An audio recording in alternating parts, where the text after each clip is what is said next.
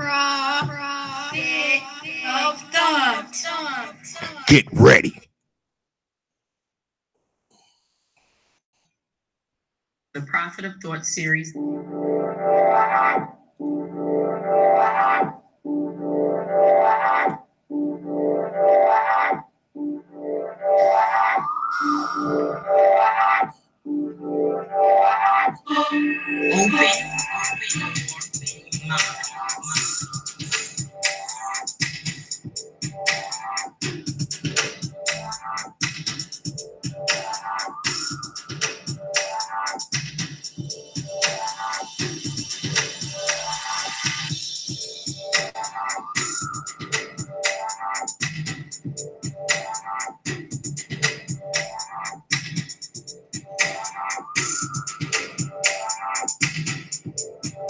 Prophet of Thought series.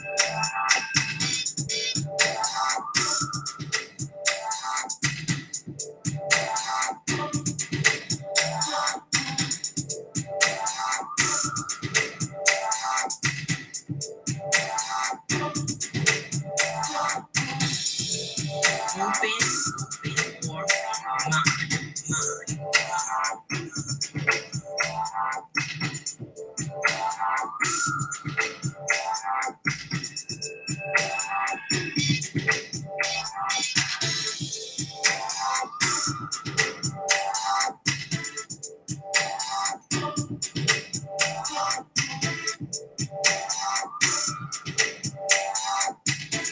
of Thought series.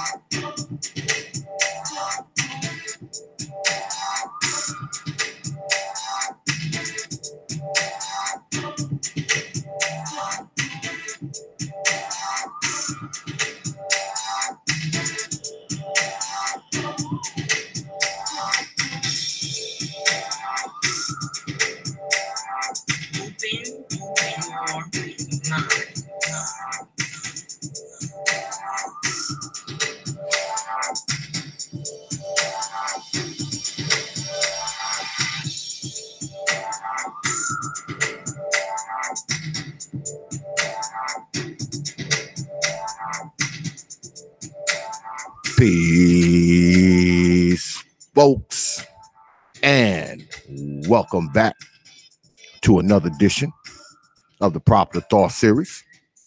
Tonight, of course, is DXL, Dark X Live. What's good, everybody? I'm your host, X, but you knew that already. That's why you are here. What's up, WOTP? I see you up there. Tonight, got a good show for y'all tonight.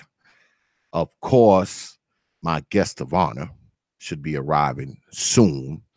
The one, the only, brother Blackram313, often known for his call sign. This is therapeutic, man. You know. So the brother, he'll be here in a little bit. And also, I'm going to have Tamar Manasseh. Well, I hope. I just spoke with Miss Manasseh about 20 minutes ago, and she told me that something was going on. It was some intense situation with the police. I hope everything's okay with her. She hasn't gotten back in contact with me.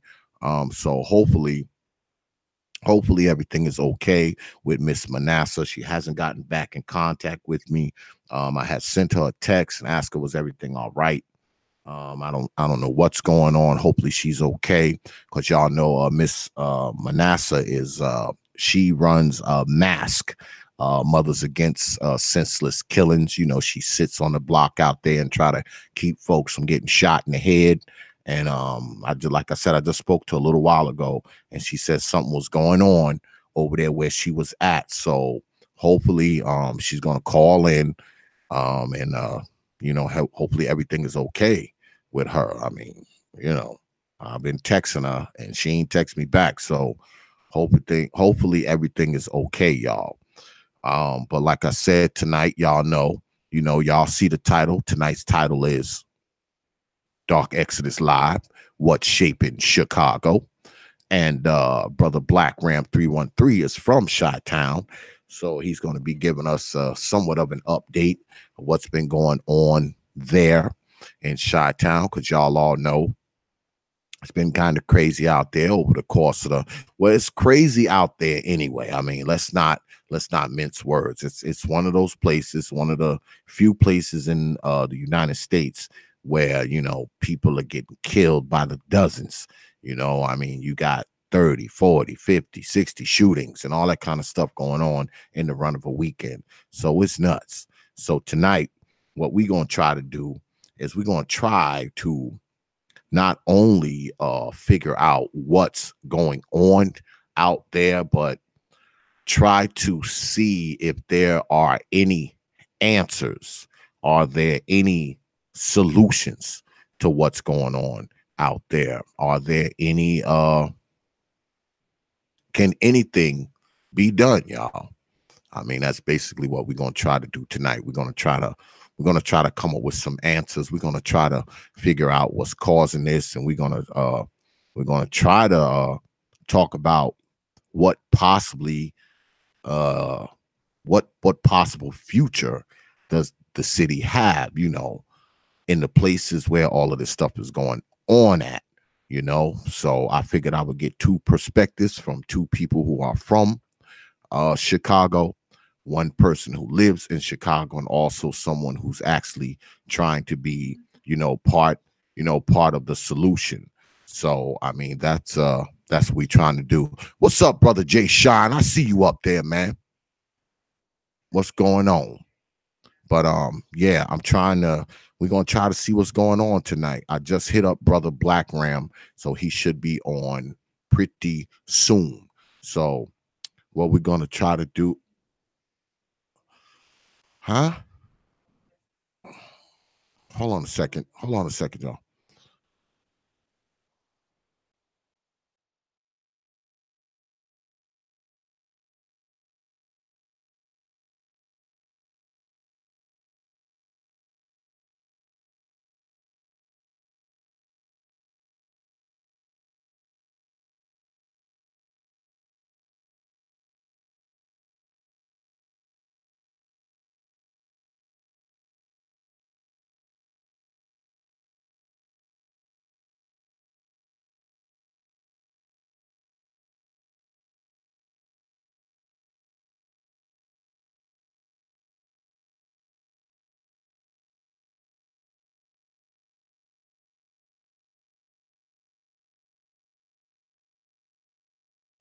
Sorry about that, y'all. Yeah, so like I was saying, we're gonna try to figure out what's going on in Chi-Town, and we're gonna talk to some people who are from Chi-Town. I mean, because it's been crazy out there, y'all. I've been seeing the news reports. It's too much death out there, man. It's too much shootings. It's too much despair. It's too much poverty. It's too much of, it's just too much, man. It's too much. And you hear people talk about it, all right? You hear people talk about Chicago, and a lot of people are saying that, it's the police, they dumping guns down in the neighborhood and they killing folks too. I mean, and there may be some truth to that, but I don't think it's much truth to it. There may be some, but I don't think it's much truth to it, man. I really don't. I find it hard to believe that every single one of those people who find themselves shot out there are being shot by some cop, some rogue cop who going around, in blackface killing folks. I mean, because I've heard people say that it's police out there in blackface killing people, which to me just sounds ridiculous. Usually when the police is killing somebody, it's usually while they chasing them down and they pull a light out their pocket and they get shot. I just don't. I don't know. I mean, I have to listen to some of the people from Chicago before I make that assessment. I have to listen to them. And also, yeah, if y'all want to call in, I actually have my phone lines hooked up. The phone number is 712-770-4010. you're going to have to hit the access code 889-212. That's 889-212 if you want to call in and give your opinion, because the old TPOT phone lines are up, y'all. Yeah. So we just sit here waiting for Brother BlackRam. Matter of fact, let me hit him up again. Also, I probably need to hit Miss Manasseh up too, make sure everything is all right with her, because like I said, I had spoke to her earlier, and I mean, I don't know what's going on. It's been like a half an hour, so I gotta find out what's going on with her. Hopefully everything's okay with Miss Manasseh, because she said she was like right in the middle of like some craziness was going on right then and there, y'all. Something was going on right then and there when I was speaking to her. She was like, X, I'm right in the middle of some intense situation, and she hasn't hit me back. So hopefully everything's all right with her. Yeah. I mean, she hasn't hit me back, y'all. So I don't know what's going on. I don't know what happened with Miss Manasseh, because like I said, she's supposed to come on tonight too, but something's happening like right now. You know, I'm kind of hoping that she would get in contact with me. And what's good, Brother BlackRam? I sent you the link, brother.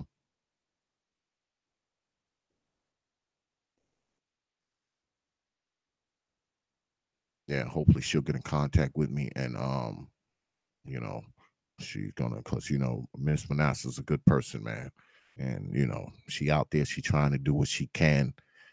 She trying to do what she can out there, and she's been doing it for a while.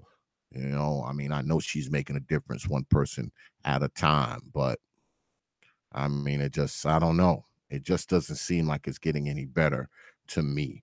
Um, we often hear about Chicago, and believe it or not, y'all, Chicago isn't the most dangerous. It's not even rated as the most dangerous city in America, believe it or not. Now the killings are higher per capita, but actually the most dangerous city is I believe St. Louis. Okay, and then it's Baltimore, and then there's another place in Illinois, I believe. So I mean, Chicago isn't even the most dangerous city, believe it or not. They have more per capita murders, because when you think about per capita, you're talking about, per 100,000 people, but it's not rated as a dangerous city. It's not the most dangerous city, believe it or not. With all the stuff we hear about it, it's not the most dangerous city. It's not, you know, but it's dangerous enough that it's always in the news, and you see 30, 40, 50 people getting shot in the run of a weekend. That's more than a place like New York, where I'm from, and New York is the biggest, it's like the biggest city in this country. There's like 8-9 million folks out there in New York City, and they ain't got those many murders and shootings going on, so it's a lot to think about, man. It's a lot to think about. But like I said, I mean, when you think about the areas in Chicago, now I've been to Chicago before when I was a young guy, when I was a really, really young guy. You're talking like 20 years ago, before it was a social media boom and internet boom and all that kind of stuff. I was out there seeing this girl, of course, out there trying to get in between somebody's legs. That was a long time ago, like 20, 25 years ago. And I was in, I think I was in, what the hell was I at? I think I was in Garfield Park, I think, or Fuller Park. I don't even remember. It's been a long time ago. But those areas now allegedly are very, very bad. They say Roseland is bad. They say Austin is bad. West Englewood is bad. Englewood is bad. Riverdale, what's that other place? Auburn, Gresham, Fuller Park is bad. They say that place, Gage Park, I believe it is. They say that's where it's the most rich Negroes at. I don't know if that's true or not. Garfield Park, Grand Crossing, Chatham or whatever it's called. But believe it or not, with all the stuff that we hear, y'all, year to date, they say that robberies and thefts are actually down in Chicago, about 14%. And also crime overall is down about 12% throughout the city. You know, you hear about all these killings and shootings and all that kind of stuff. And in actuality, according to the stats, crime is actually down, believe it or not. I know they got something going on out there called smart policing that they're doing, if there is such a thing. And they say that murders are down like 22%, and shootings are down like 27% compared to last year. So, I mean, I listen to these reports and I look at these stats, and it's like, wait a minute. They're saying that this shit is down. So you mean to tell me it actually was worse than it is right now? It was actually worse. I mean, what else can you possibly think when you hear that? I mean, it's just crazy, man. It's just freaking crazy. Yeah. So in the meantime, while we're sitting here waiting for word back from Miss Manasseh, I mean, hopefully she ain't in the middle of some shootout or some nonsense like that, because she usually gets right back to me, and I haven't heard from her in like a half an hour. So hopefully she's okay. Also, what's up, Chart to the Will? I see you up there. While we wait on brother Blackram, let him tell the old Chi-Town story, because he is there and he's on the ground. So we're gonna find out from somebody who actually is there. Char Will is there too, I believe. So if you want to hop on Char Will and talk a little bit about Chi-Town, you're welcome to as well. I will send you the link if you want to come on. Absolutely. Absolutely. And also, like I said, the phone lines are open, y'all.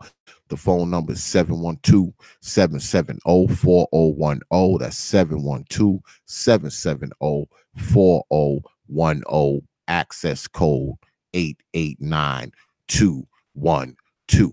And also, if you're feeling generous with your coins, because y'all have a tendency to feel generous with your coins, feel free to drop a few of them up in there. Right there. See right there? See right there, that little yellow line that's going up right now. Look like it been swiped with a highlighter right on top of the old Prophet of Thought series. If you're feeling generous with your coins, feel free to drop a few of them in that there bucket. It is greatly appreciated. Yeah, and also, look at me, I forgot something I'm supposed to do. I forgot to thank everybody, because I got a few donations last night. I'm sorry, y'all. Y'all know I usually do that at the top of the show. I want to thank all of y'all for your most generous donations last night. It is always appreciated.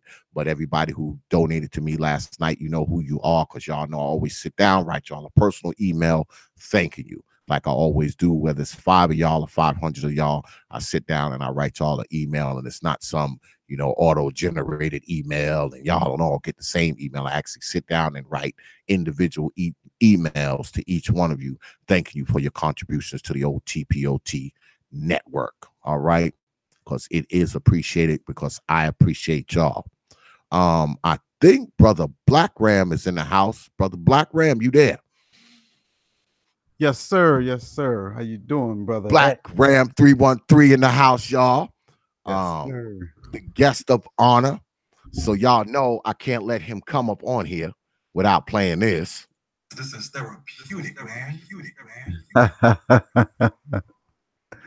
Yeah. What's good, brother Blackram? Oh, I'm hanging in there, man. Just trying to take it easy, brother X. How are you? I'm good, man. I'm good. I wanted to talk about Chi-Town tonight. I had watched your video a while back, the one you did about Chicago. You know, you were driving around, and you were giving your Blackram313 commentary on it. Mhm. And let me ask you, because you're there, what do you think is causing what's going on down there? I mean, what do you think is causing it, brother Blackram? Oh, there are a lot of factors that we can talk about. Each piece is key. Um, if we want to talk about the root of the problem, the roots do run deep, so to speak. We can start off by talking about white supremacy. That would take all day. But what we like to deal with is the symptoms that white supremacy brings, the illness, the sickness that white supremacy brings in a form of dysfunction for the people who have been selected to be the permanent underclass. So that's the root. The root is white supremacy. The root is a history of slavery. The root of Jim Crow, discrimination, systematic racism. Those are the roots of the matter. When you look back at how the black man was literally shut out of the labor force, specifically in the 40s and 50s, when we look at how places like Detroit, where black men were blue collar and they were shut out of that labor force because of various reasons. So we can start there. And then another key factor, of course, is the breakdown of the family, the black man and the black woman. So once a wedge was drawn or put in between the most basic format of human civilization, which is the family structure, and we can't discount, Brother X, how important that is. And as I always like to say, from a family comes a community, from a community comes a nation. So the root of everything that we see, all the ills that we see, is the breakup of the family structure.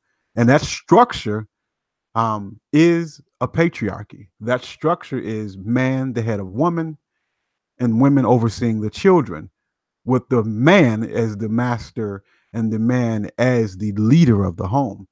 And once you remove the head, right? Once you kill the head, what happens to the body? The body dies. So that's the root of the problem. But we can go into more details if you want, Brother X. Yeah, well, I agree. I agree. I think that often we get I think we get caught up in the after effect. We get caught up in, the fact that people are dead, the fact that people are shot. And like you said, we have to go to the root of it. And, the people who are out there shooting and killing, I mean, these people were given rise to 15, 20 years ago. They didn't drop out of the sky. These people were given rise to 15, 20 years ago. Those little 2 and 3 and 4 years olds being neglected by their mother, those 2 and 3 and 4 years olds growing up with no father, growing up in poverty, despair, and pain, and everything else. These people were created a long time ago. It took 10, 15, 20 years to create a lot of these people. They didn't get created yesterday and then came out today and shot somebody and killed somebody. I mean, this goes way back. It goes way back, man. And I think what has often been overlooked is that as people come up, in a place like Chicago or Detroit or St. Louis, how are they coming up? How are they coming up? Because everybody isn't running around shooting and killing people. It's not like it's everybody doing it. It's a few people doing it.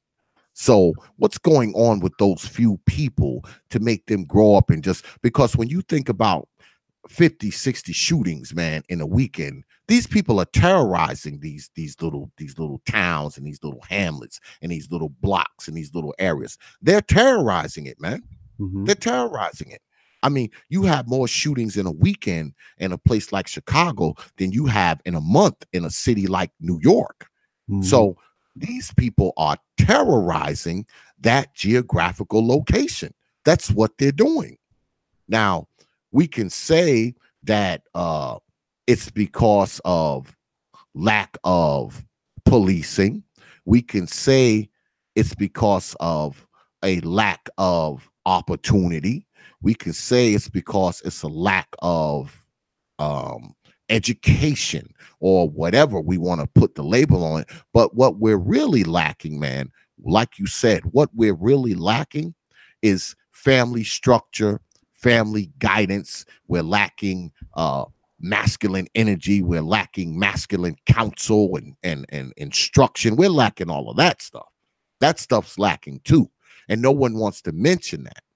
I often say in places where these type of things are going on, if you were to canvass those neighborhoods and knock on doors, guaranteed, probably only about, if you're lucky, 15 to 20% of those doors will be answered by someone's father.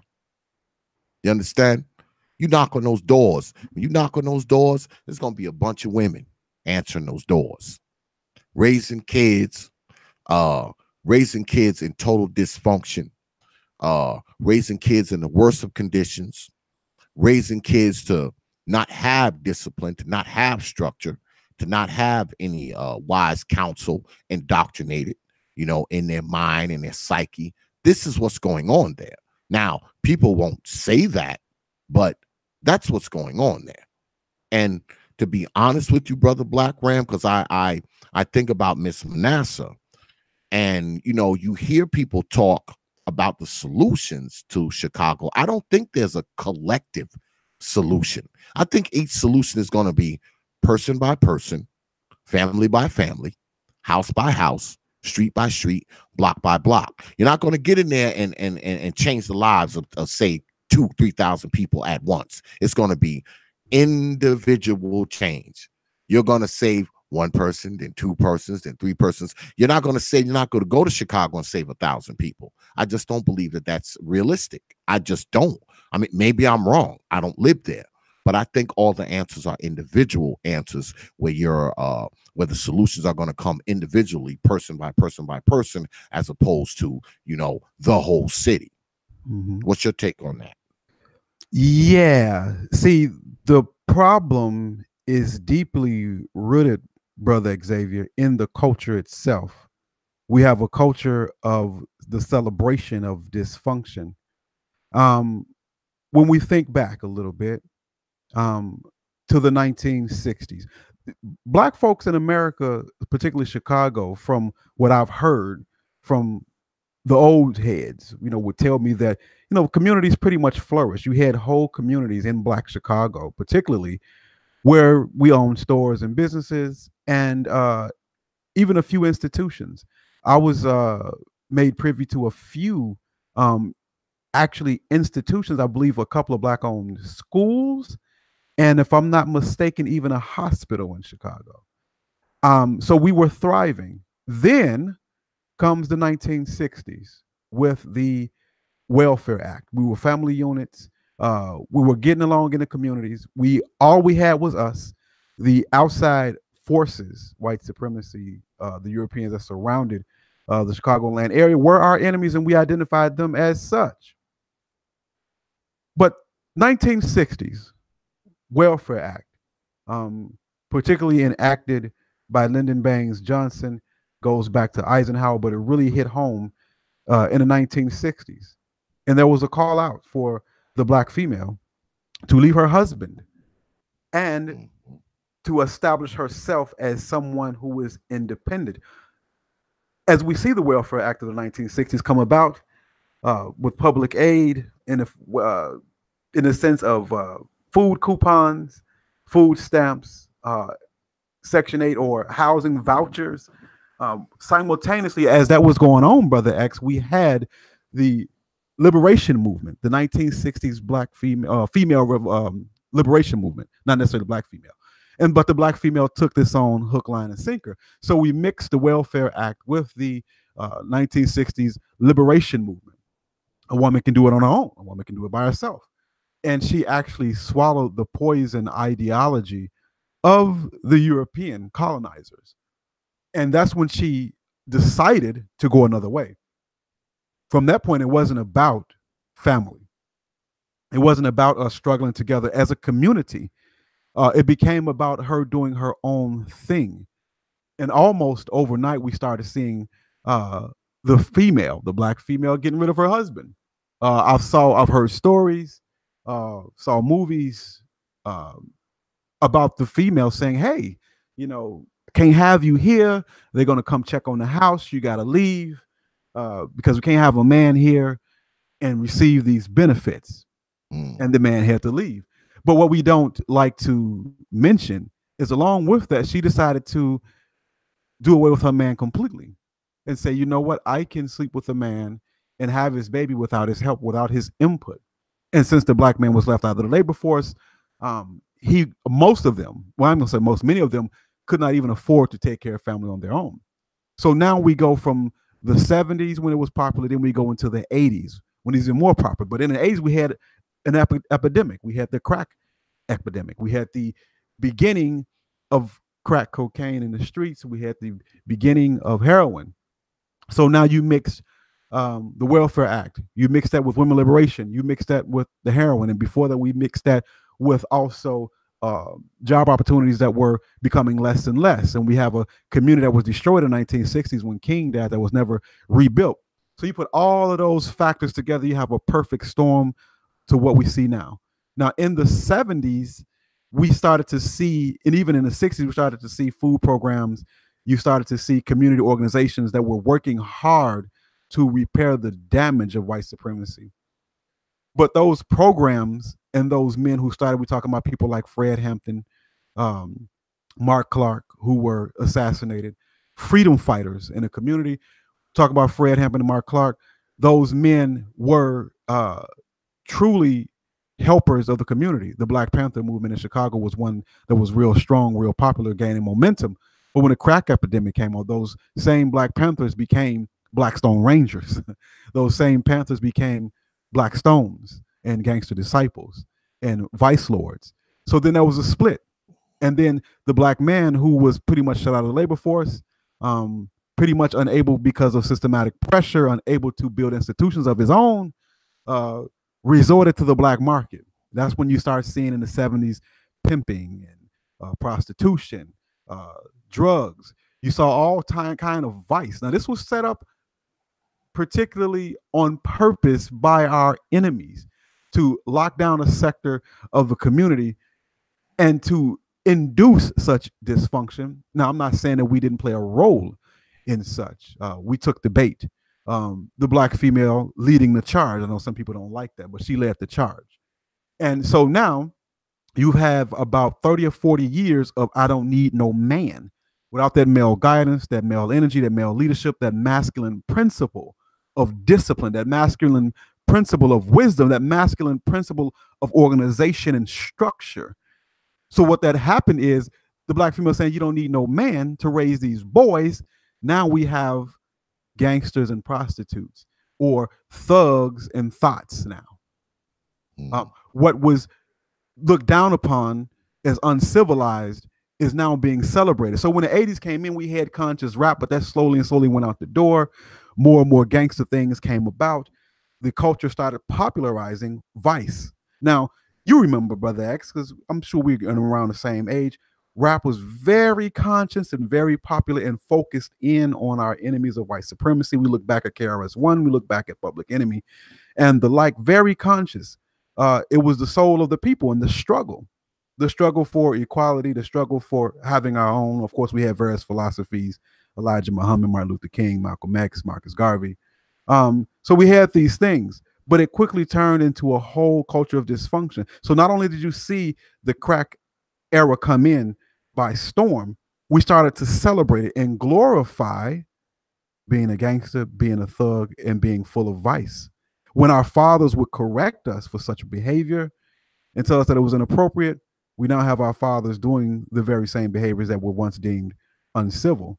So now we have 2018, and deep in the culture is the idea of smoking and drinking and teenage drug abuse and out of wedlock births, single motherhood. We have that on steroids today. So much so that 70% of babies born in the United States of America in the so-called African American community are born to unwed single mothers.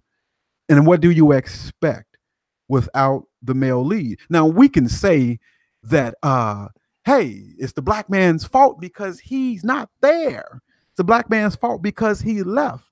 And as I pointed out in my video, the elephant in the room, brother Xavier, is the female, is the gatekeeper. She is the doorway to her sexual reproductive organs. Therefore, she chooses who she wants to lay down with. Here's the common misconception. Here's the misnomer, brother X. As thuggism became popular, that became the preferred sexual choice of the black female. The same thugs, right, raised by the single mothers who didn't need a male guide in the house. And what you have is these emasculated, effeminate males, testosterone and muscles, but yet, like a female, impulsive, moody, and overly emotional. So now we said that the female is the lead and made it popular and made it actually almost a thing to be proud of, that a black woman can do it all by herself, brother X. That was the battle cry in the 80s and 90s. She can do it by herself, and applaud her for doing it by herself, for making that choice to do it by herself.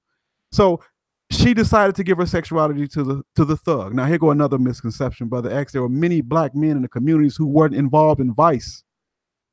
I myself at one point in time was one of them. When I wasn't involved in being a gangster or being a tough guy, when I wasn't involved, no attention from the ladies. When I got involved in those things, brother X, a lot of attention for the ladies. So these women in these communities being raised by these single mothers decide to give their sexual access to the gangster. So when she gives her sexual access to the gangster, brother X, 1 + 1 = 2. So you have a thought that lays down with a thug. What is she going to produce but a thug or another thought? And that's what we have. We have those people reproducing. Now here go the thing. You've heard of the 80-20 rule, right, brother X? Mm-hmm. In the black community, the 80-20 rule is twisted. Now out in the world, in the white world, in the European world, the largest society, the 80-20 rule goes like this. 80% of women select only 20% of guys to give their sexuality to. These men are usually men of means. But in the black community, it's twisted.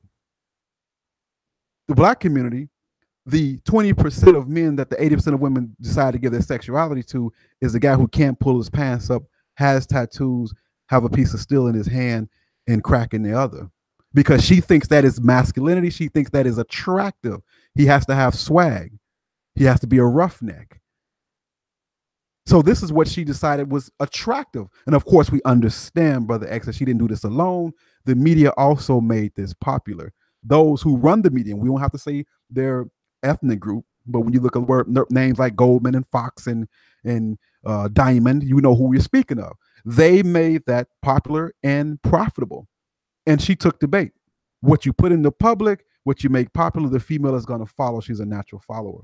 So her mind was stolen from her by this system, and she took the bait, and this is what she produces. So in the black community, 80% of women still want the 20% of men, except these men have to be thugs. He got to be a baller, girl.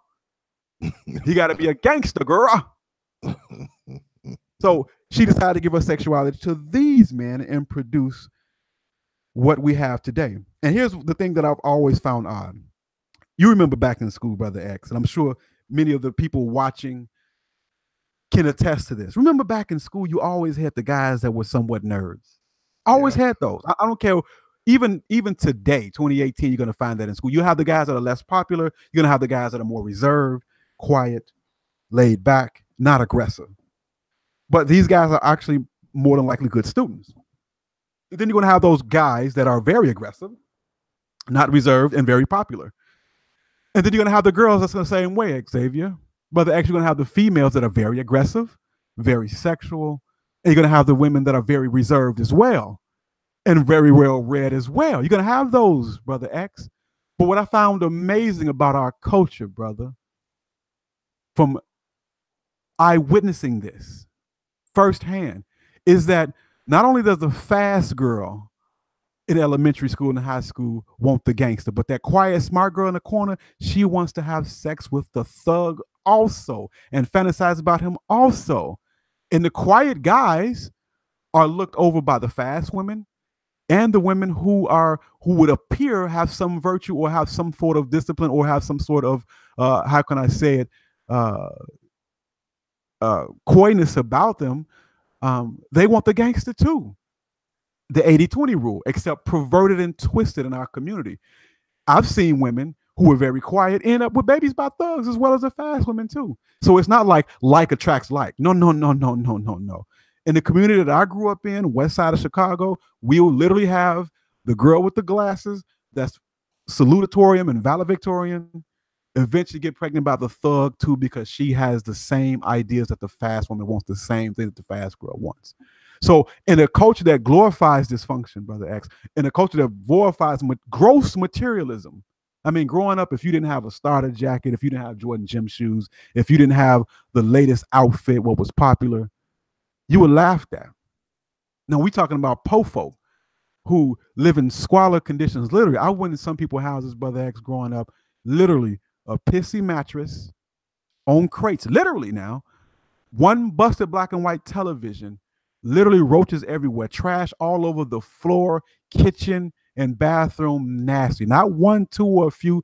Many of my peers had this going on. But when these guys, these young boys, and their mothers and their siblings stepped out the house, I'm talking about what we call shitty shop, Brother X. I'm talking about suited and booted from head to toe. Fresh. But their houses and their bank account low and busted. And this is what we value, the pretense. And in our culture, we value the appearance of having money, but not actually having money, the appearance of these things. And that's so deeply rooted. So now you have the teenage boys who are products of the parents who were wild out in the 90s. And actually, Brother X, you talked about how crime is down. When I was growing up as a teenager in the 1990s, gangbanging was at its peak. We had literally, and this is no exaggeration, I want to say between the years of like 91 and 97, you had anywhere between 600 to 900 murders per year. Wow. And it's down significantly since then. A lot of the gang leaders were arrested and jailed for life, and a lot of them were put to death in the streets. So we had factions come up and factions go down.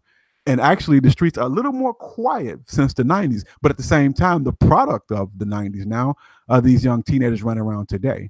So now they have no organization within the gang culture. They have no organization at home. And they're running around really without supervision. So this is what it looks like, Brother X. Now, you and I are older people. I'm sure most people listening are most people are probably above 30 that are listening. So here's what you have. Let me break down the scenario, what you have in the home today. So let me think of a fictional name. Dontrell. All right. It was actually a man named Dontrell, a little boy named Dontrell Davis that was killed in the projects back in the 90s. So let's say you got little Dontrell. We're going to call him Trail, right? Which actually is a name of a dear friend of mine that was gunned down and killed. So you have Trail, right? Keisha is his mother. Keisha thought that T-Man was sexy. T-Man in and out of jail. She has a baby with T-Man. T-Man gets locked up. He spent a year in jail, 6 months in jail. He ends up getting into it on the streets, murders someone. Now T-Man is locked up for life. So Lil Dontrell grows up without a daddy. She gets another man who's also a drug dealer and in and out of jail. The stepfather, he leaves or gets locked up, and she gets another guy. So Dontrell gets to see several men in and out of his mother's life. The mother liked to drink. She liked to smoke. She liked to stay out at night. Although she graduated from high school and has a job as a CNA, she's really not a good parent. She doesn't feed Dontrell the right foods because she's dysfunctional. She feeds Dontrell red pop and red Kool-Aid and red juice and flaming hots. Those are his meals. And when it's time to cook, it's usually something heavily processed, something that you throw in the microwave oven. Same thing for breakfast, because she really doesn't have time and energy to cook. She has 2 other kids that she has to look after. So this child goes to school malnourished, not very well rested, because you can't rest, Brother X, with sugar coursing through your veins through the night. So this child goes to school. He can't concentrate. He can't function. He can't learn. So he develops some issues learning, Plus, remember now, we're talking about a culture of dysfunction. Mama used to smoke when she was pregnant. She hit she hit a little something while she pregnant. She'll drink a little something too while she pregnant, right? Because she her own woman, it's her body, her choice, right? So now he has a slight, undiagnosed though, but slight learning disability. And we're not going to talk about how inferior the schools are. So he has a slight learning disability. School is a little rough for him. So what he does, he makes fun of the students who does it a little better than him and his friends who have the same situation, same scenario going on. And he can't sit still in school. He's tired, but he's cranky. He's angry. He's emotional. He doesn't have any structure at home. So in his mind, all he can do is be the center of attention and cause chaos because he doesn't want to bring attention to himself that he can't really read. He can't really keep up. So he acts a damn fool. And when he gets older, he realized that school is just not for him. We have a saying in the Black community. Brother X, we have a saying in the Black community, even when you're in high school, that school is not for everyone. You ever heard that? Yep. That's what she teaches her sons and her daughters. School is not for everyone. So Lil Dontrell goes to high school. He really can't make it. He ends up having some fights. His mother is dysfunctional, so he wants better clothes, better shoes. He sells drugs so he can fit in. He wows out. And this is what you have. There are thousands upon thousands of boys just like that.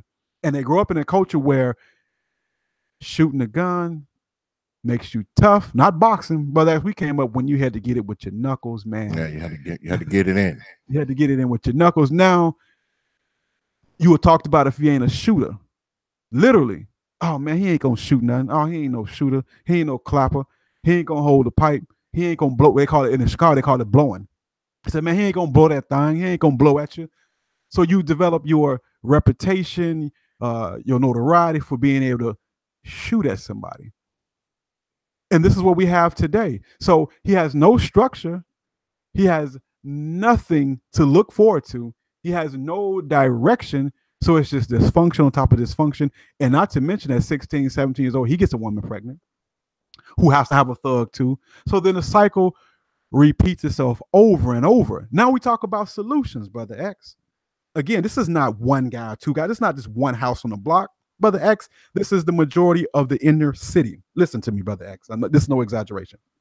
Born and raised on the west side of Chicago. I'm familiar with the south side of Chicago. And I can attest that this is the way of life for most folk. Are there exceptions? Yeah. But when you look at an average block, a neighborhood, let's say a neighborhood has about, let's say a city block, right? Most city blocks may have up to maybe, let's say about 20 houses, 20 residences. And that's saying if it's not an apartment building, right? Out of those 20 residences, 18 are dysfunctional. 18, Brother X, are dysfunctional and have this wayward, backwards culture ideology of it's all about money, all about myself, all about being tough. 18 out of 20. And that's not just one block, that's every block. And we talk about solutions on a mass scale. No. And then where the solution is going to come from? Where is this young man at 15, 16 going to go? You can't really get a job at McDonald's anymore. Listen, we ain't talking about that it pays low. You can't even go there anymore, brother. They're not hiring people in mass at these restaurants and these stores. And then if you go into these communities, you know who own all of the businesses? The Arabs and the Asians and white folk. That's it. It's even to a point now that it used to be a time when they only owned stores. Now these same foreigners are owning apartment buildings and homes and renting them out too. So where is he to go in his own community to make a living? Nowhere.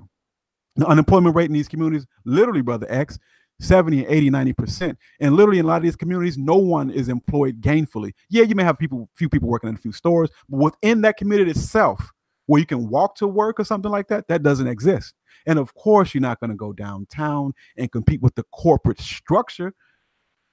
Of course, you're not going to compete with them because you don't have the education, you don't have the background, you don't have the networking, you don't have the connections to do so. So where is young Pookie G, little 300 shot, going to go? What solution can you offer him? He's trying to eat. And listen, Brother X, he's not trying to just have a minimum wage job and work hard and go to college with aspirations. That takes discipline, Brother X. Going to bed at night with Cheetos and red pop and not being given structure at home, where is he going to get the discipline to even change his life around? Brother X, you realize that it takes not only discipline, but hard work, intestinal fortitude, patience, to actually go and get a degree, to go and write the term papers, to go and study for the finals, to take the geometry and trigonometry courses and pass them. Now you're talking about someone with no structure and no discipline. How is he going to take those courses and pass, Brother X?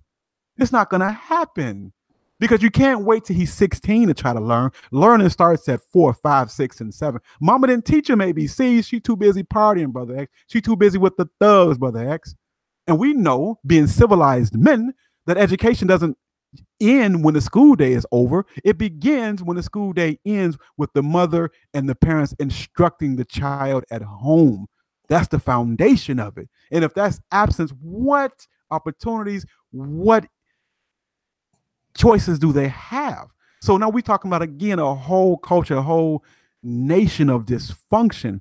And it's so deeply rooted. I commend those who have an optimistic attitude and want to help somebody. I commend them. But when I take a hard look at it, man, it seems hopeless. Now, when I was a young man, Brother Xavier, I did a lot of research on religion. I was a Black nationalist at 14, reading books on Marcus Garvey. I've read maybe 15 of Elijah Muhammad's books, understanding my history, knowing about people named Carter G. Woodson and Dr. Charles Drew, you name it. My history, I was very impressed with my history, my culture, and I wanted to change my life around, Brother X. Brother X, I was in the street, brother. I was a part of an association. I was with the wrong crowd. Me personally, Brother X, firsthand experience in Chicago on the West Side. I had those dealings that are not, how can I say, good for me to really speak upon. I had those experiences, Brother X, but I decided to change my life around. I used to fight a lot. I'm not saying I'm some tough guy, but literally, me and the buddies, me and my boys, we would beat people up, take their jackets, literally kicking people in their teeth, in their mouth, man, being disrespectful, being unruly, running through the neighborhoods. I did those things, but one day it hit me like a ton of bricks. I was on a popular street in Chicago, and a buddy of mine who actually got me involved in these associations, literally, Brother X, he got shot with such force his shoes came off. He got hit in the chest with a .44. A friend of mine, in fact, his grandmother used to babysit me, literally shot his heart out his body, brother. Wow. And that was a turning point for me. And then when we went to go and look for the guys who did it, they pulled out machine guns and was shooting at us. And I'm running. I had another buddy of mine. What he did to me, Brother X, he grabbed me and pulled me behind him. So if a bullet rang out, it would hit me first. And I realized this is dysfunction. This is crazy. Let me get out of this. But when I decided to make a change, Brother X, I started dealing with the Nation of Islam. I went through the FOI processing, Mosque Mariam in Chicago on 79th and Stony, I believe. Met Minister Louis Farrakhan, Brother Minister Ishmael Muhammad. They taught me my history. They literally taught me some manhood lessons, Brother X. I had a man by the name of, I believe his name was Jabril Muhammad, taught me how to use the bathroom. I'm not trying to be funny. I'm not trying to be nasty. The man taught me how to use the bathroom because I was uncivilized, Brother X. He told me, Brother X, brother, when you go to the bathroom, you wash your hands first before you put your hand around your parts, because it is asinine to believe that all the things that you touch out here in this world that's dirty and nasty is better than what you got. Wash your hands before and after the bathroom. Revelation for me. Why am I saying this, Brother X? That I was, even though I had parents, I was still uncivilized. And when I decided to change my life, and when I decided to change their life, I was the ridicule of my whole neighborhood. Whole neighborhood. Not some of the people. Everybody laughed at me. Look at them in a suit and bow tie. Assalamu alaikum. Assalamu alaikum. I mean, they're talking about me bad, Brother X. And they treated me like I was a villain. Now, a couple of years ago, when I was kicking in teeth, the girls liked me, had friends, decided to change my life around. Now I'm considered a lame. The girls that used to like me look right past me. And you know how that makes a young man feel? A young impression. I'm talking about 16, 17 years old, Brother X. I ain't talking about no grown man. You know, when I was 13 and 14, Brother X, and this is literal, this is no exaggeration. When I was that age, not me, but guys in my neighborhood were doing drive-bys at 13. Listen, before there were men, well, boys in my neighborhood, my age, 12 and 13, driving cars. We used to call them steamers. What you would do is you would find a drug addict and you would give him some of your brother's stash or a few dollars to keep his car the whole day, because a crackhead to do that. Listen, we would give crackheads 10, 15 bucks and drive their cars all day. Why? Don't know, man. We call them steamers. And sometimes they would steal these same cars and do the same thing. So we joyriding 13, 14 years old. At 15 years old, I was a grown man, Brother X. Brother X, at 15 years old, I've done everything that a grown man does. In the bedroom with a woman, I know this is a PG show. On the streets, whatever kind of liquor you talking about, whatever kind of experience you talking about, whatever they do in college. This ain't a PG show. Okay. Well, I'm gonna hold my tact, but you know, we were busting women down, 5 guys on 1 girl, all that type of stuff, 3 girls on 1 guy type of thing. I did everything that a grown person would do by the age of 15. I was grown, Brother X. I had all those experiences, smoking, drink, everything you could think of, fighting, shooting, everything. So by the time I was 16, I'm somewhat mature. Still a young man, but wanted to change my life around. And again, I was the ridicule of the whole damned neighborhood. And that's a lot of pressure. And it was then I realized in high school, I realized that there really is no hope for us. Listen, I'm not saying everybody should think like I think, but I'm talking about in the field, in the streets, deeply rooted now. Every black male I see is a gangster or wants to be. Deeply rooted. I'm not talking about those outside the communities with their master's degrees, Brother X. I'm not talking about somebody with a bachelor's degree in education, Brother X. I'm not talking about somebody with their PhD in social work, Brother X. I'm talking about in the hood, in the streets, where they're at day to day, Brother X. I'm talking about those folk. I ain't talking about those who go away to college and then come back and try to do. I'm talking about those folk who live the day-to-day grind in the streets every day. There's really no hope for them. A man my age who has been in and out of jail his whole life, using drugs, what the hell is he going to do at 30 and 40 years old when his whole life has been spent in and out of a system? Who's going to hire him? How is he going to eat? And everybody in the listen, Brother X, when everybody in your neighborhood is doing the same thing, anything else is considered abnormal. Brother X, is abnormal for a guy to go to college in my neighborhood. Were there some? Sure. But those were the very same, those guys who went to college were the very same guys who didn't come outside. You didn't even know them. There's a few guys that live in my neighborhood who are very successful now, but these guys never came outside. I wanted to come outside, Brother X. And literally, you don't see any example of success in the neighborhood whatsoever. Listen, Brother X, I have to drive this point home. Growing up as a young man, I only saw 3 people in my neighborhood, 3 men in my neighborhood going to work every day. This is no exaggeration. Brother X, listen to me. Listen to me. On a block with about 20 homes, most of them single mothers, yeah. Only saw one of my next door neighbors going to work. I saw my father going to work. Now, these were low-wage jobs, too. And I saw another man next door going to work. Those were the only men that I ever saw go to work in the morning. Everybody else were women, and all the other men were on the street corner all day and night. With that type of dysfunction that you're seeing every day, and these men aren't happy to go to work because they're low-wage earners. So with that type of dysfunction, and you're talking about little Pookie, little 300 shot, making some of himself, in what world? On what odds? What can you do? Listen, walk up to Inglewood, walk up to Roseland. These are popular neighborhoods in Chicago. Walk up on the west side and tell one of these young boys he need to change his ways. You know what he's going to do to you, Brother X? So you might get shot. Ain't no might to it. Ain't no might to it. Get too close and you might get shot. Exactly, man. Exactly. Because they're renegades. Now, let me make this point real quick. Although there were more murders in the 90s than there are now, here's the major difference. This is why Chicago's on the news. It's not in the 90s, you got your intended victim. If the Gangster Disciples were into it with the Vice Lords, if the Stones were into it with the Black Disciples, back in those days in the 90s, early 2000s, gangbangers killed gangbangers. That was the thing.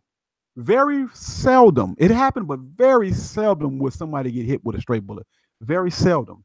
The reason why Chicago is on the news now is not because how violent it is. You got a lot of violent cities. But here we have something that's a little bit peculiar, a little bit unique to Chicago. Now, I don't want to reveal where I work or how I work, but let's say I was privy, literally now, to talk to young men. And I talked about this in my video. So I was talking to a young guy, about 22, 23 years old. I said, hey, man, why is it on the south side? It happens on the west side, but more on the south side of Chicago. I said, why is it in y'all neighborhood, man, in Inglewood and Roseland? They're called the Wild Hunnets, not hundreds, the Wild Hunnets. I said, man, why y'all shoot everybody up? I said, man, why is it old ladies getting shot and killed, old men getting shot and killed, kids, everybody? I mean, what's up with that? I said, what happened? I mean, what's up with that, bro? He said, man, check this out. Dig this here, right? He didn't use that word, dig. He said, when we into it with another block or we into it with a group of guys, we want everybody on that block to know it's war.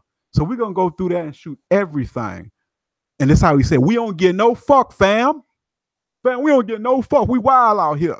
We wilding out. We're going to go blow down the whole block. I said, blow down the whole block? He said, hell yeah, we blowing down the whole block. Anybody out there, they just going to get it. I said, man, you mean to tell me y'all just go and shoot indiscriminately and that this not just because y'all bad shot? He said, hell no, man. He said, we're going to blow down the whole block. We don't care who out there. If you riding past and you see the ops, the opposition, if you see the ops, we're going to blow. We don't care who out there. Your mama, your grandmama, your babies. We don't give a damn. They kill kids, brother. They don't care. They literally don't care. If a man is walking down the street with his child in a car with his child, and this has happened over and over again, they shooting at you anyway. You with your girlfriend, shooting at you anyway. Don't matter. And it doesn't matter who gets hit. Now, this is far different from the 90s. Listen, in the 90s, when older men would get into it, I would see guys come out with chrome 9mm. They would tell the guys and the boys and the girls to get in the house. Hey, it's about to go down.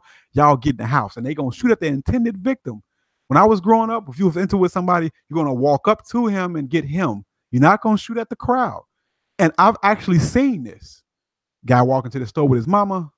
Only time he's safe. Even the mob, the mafia in Chicago had rules. They're not going to get you when you with your family. You remember this movie Scarface? He couldn't blow up that car with his kids and wife and kids in there. That was, even though it was gang banging, even though it was evil, although it was vice, it was still rules to this shit. Yeah. It was still rules to this shit. And it was still respect. So this is why Chicago is popular. Not so much because the violence is down, but it's who is being the victims. Innocent folk. Nobody is safe. That's the difference. When there was respect, when there were rules to the game, when there was structure to gang banging and selling drugs, when there was organization to it, you were accountable if you made mistakes like that. And it would be mistakes. It wouldn't be intentional that you hurt somebody. If you hurt somebody unintentionally, you still could lose your life. However, that's gone. It's literally, Brother X, the wild, wild west. They don't care who, what, when, and where. The other day, it's a little area called in the west side of Chicago called the Garfield Park area, East Garfield Park area. And it was a basketball game. And leaving the game, another group saw a couple of boys over there that they didn't like. So this is a group of teenagers just leaving the game. And the guy just started shooting indiscriminately. A couple of boys got hit and injured, and one was killed. And that's the thing. They didn't care who was out there. They didn't care it was a basketball game. They just started shooting indiscriminately and ran off, and that was it. So that's what you have in Chicago. Now, yeah, we can have people that try to have programs and say we need jobs, we need more police and all of that, which is asinine. Brother X, there is no municipality in the United States of America where the police can actually stop crime. That is a common misnomer. I have a degree in criminal justice. It's a common misnomer now that police actually stop crime. Policing, from what I found out in my studies with my degree from my professors in the textbooks, policing is this. Policing is meant to be a visible deterrent. A visible deterrent, not stopping the action. Police departments are reactive, not proactive. You call 911 when you see it happen. They come after the fact, not during. There is no such thing as a police department that can stop crime. Stopping crime happens in the home, Brother X. You cannot stop crime. Police are called after the fact. And even if you have police in the neighborhoods, they still can't stop what goes on in the houses, in your backyards. You don't have enough police to patrol everybody and everywhere all at the same time. It is absolutely impossible. And policing was never designed to stop crime. And the thing about our people, Brother X, they protest and say the police need to do this and the politicians need to do that. They don't understand how the system is designed. I mean, if you have a municipality, if you have an area, if you have a neighborhood of, let's say a small, most cities are sectioned off this ward, that ward. So let's say you have, let's say theoretically, the first ward. The first ward has maybe 20,000 occupants. You're only going to have maybe 20 or 30 police officers dispatched for that particular area for the whole 24 hours. You can't hire everybody as a cop. You can't have 10,000 police officers. Who got the money for that? Who can pay somebody a close to six-figure salary with healthcare benefits for thousands of people? It's impossible. So for any one area, you're only going to have a small number of police officers. It's impossible. So when we protest and say in Chicago saying the police need to do more, it is absolutely asinine, because no city nowhere can patrol everything and everyone 100% of the time. It is absolutely impossible. Policing was never designed for that. I don't care what country you live in. And here goes the fact that nobody wants to talk about. If you want to stop crime, it begins with those who are the leaders of the community. It happens in the home. And I'm not saying that just to sound cliche. It starts with a single black mama in the home. She is the leader of the community, right? She is the one who gets applauded for doing it by herself. She is the one, when her son makes it to the NBA, who did it all by herself, who you applaud. So if you're going to make her responsible for her successful NBA son, let's make her responsible for her unsuccessful 300 shot. It starts with the leaders. Now, listen, I'm not bullshitting you, Brother X. 70% of children in the black community are born to single mothers. So who do you have to, whether you want to coach them, whether you want to, however you want to do it, but who has to be responsible? They're living in those houses. So here's the deal, Brother X. You have pastors, preachers, charlatans, crooks, I call them. Yeah, the preacher, the pastor is a crook. So you had a pastor, right, who gets support by the single black mother in the community. She's tithing and giving her offerings. Lil Pookie gets shot. My baby ain't never did nothing to nobody. He was innocent, although he was a gangbanger. It's only a problem when her son gets shot. But if her son is doing the shooting, it's somebody else's fault. That's where you start at. If you want to talk about solutions, that's where you start. So here's the thing. Let's go back to that community. A block of 20 houses, 18 are dysfunctional. 18 dysfunctional, and you have the female who's the head of those households, right? In that house, she has one house have a 15-year-old gang-banging son. The next house got a 19-year-old gang-banging son. The next house have a 24-year-old gang-banging son, still living at home with his mama. Most black males in Chicago, I hate to say it, in the inner city now, not all through city, in the inner city, they still live with their mama at 25 and at 35. So what she's doing is she's harboring these community terrorists that she raised. She raised the community terrorists because her baby daddy, he couldn't resist his swag. That's ignorant shit, Brother Xavier. You know what swag is? Being an arrogant, dusty nigga. So she couldn't resist his swag, so she had a baby by him and produced this terrorist. And now you want to blame everybody else for the choices that she made, and the kid that she raised to be just as impulsive as she is. That's where your solution is. You got to do something about her, because he's coming home every night, little 300 shot, to sleep in the house where she provides for him, where the Section 8 is provided for, where the food stamps are provided for, where her CNA job provides for. And it's her baby, although he ain't out there, he up to no good, and she know it. Since it's her baby, he can't do no wrong. It's only wrong when her baby get hurt. Now the community need to do something. But it's your baby that's causing the problem. But now you want to look at the black man who has left the community and said, you know what, I don't want to do with this. I made it out. You want to look at him and say he's responsible. You want to say the guy who's been raised by the single mother and went to jail, because 80% of black men in jail come from single mother households. You want to blame him for it, but you don't want to blame the person who produced it. Now, here go the thing. This is what I ain't gonna say disturbs me, but this is what I found peculiar. And this is not about bashing women. These are facts. If facts hurt, then don't listen to BlackRam313. So here's the thing. You've given the woman. Now you're very familiar with Judaistic traditions, Brother X, I'm sure. Yes. You're very familiar with Islamic traditions. Yes. You're very familiar with African traditions. Absolutely. And you understand, Brother Xavier, the strength of a patriarchy. You understand that. Yep. And But you know, I was raised by a man, so you know, I mean, I was raised by a silverback gorilla, so exactly. I understand discipline and structure and counsel and teaching and you know masculinity. I mean, like I said, I was raised by a silverback gorilla, so I know I know about all of that. You know, I know how it is, man, and I know because I had a lot of when I was younger. A lot of my friends didn't have a father, and I've Mhm. told people about this before that I was often made fun of because I had a father. People Mhm. would be like, "Oh man, oh you can't do this. Oh, you got a daddy. Oh man, you got a daddy." And the crazy thing is, it almost got to a point at times, brother Black Ram, where I almost started feeling bad because I had a father who gave me structure, counsel, and guidance, and the people I knew did not. Which Wow. is like the most ridiculous thing in the world. But you know, when you're 12 and you're 11, and people are, oh man, you got a daddy. You can't stay out. You got a daddy. You can't go to the park. You got a daddy. You can't do this. So when I was younger, you know, I quickly snapped out of it. But there were times when I thought, God, you know, I got a dad. You know, they get to go to the park. They get to do this. They get to do that. I can't because my dad said I can't be out there, you know. So I was actually made fun of because 90% of my friends, I only had the group of us, it was maybe a group of 20 of us. And out of that group of 20 of us, man, it was only 3 of us who had fathers, brother Black Ram. Only Mhm. 3 of us. And the rest of them, you know, they was being raised by baby mamas and had 4 and 5 and 6 different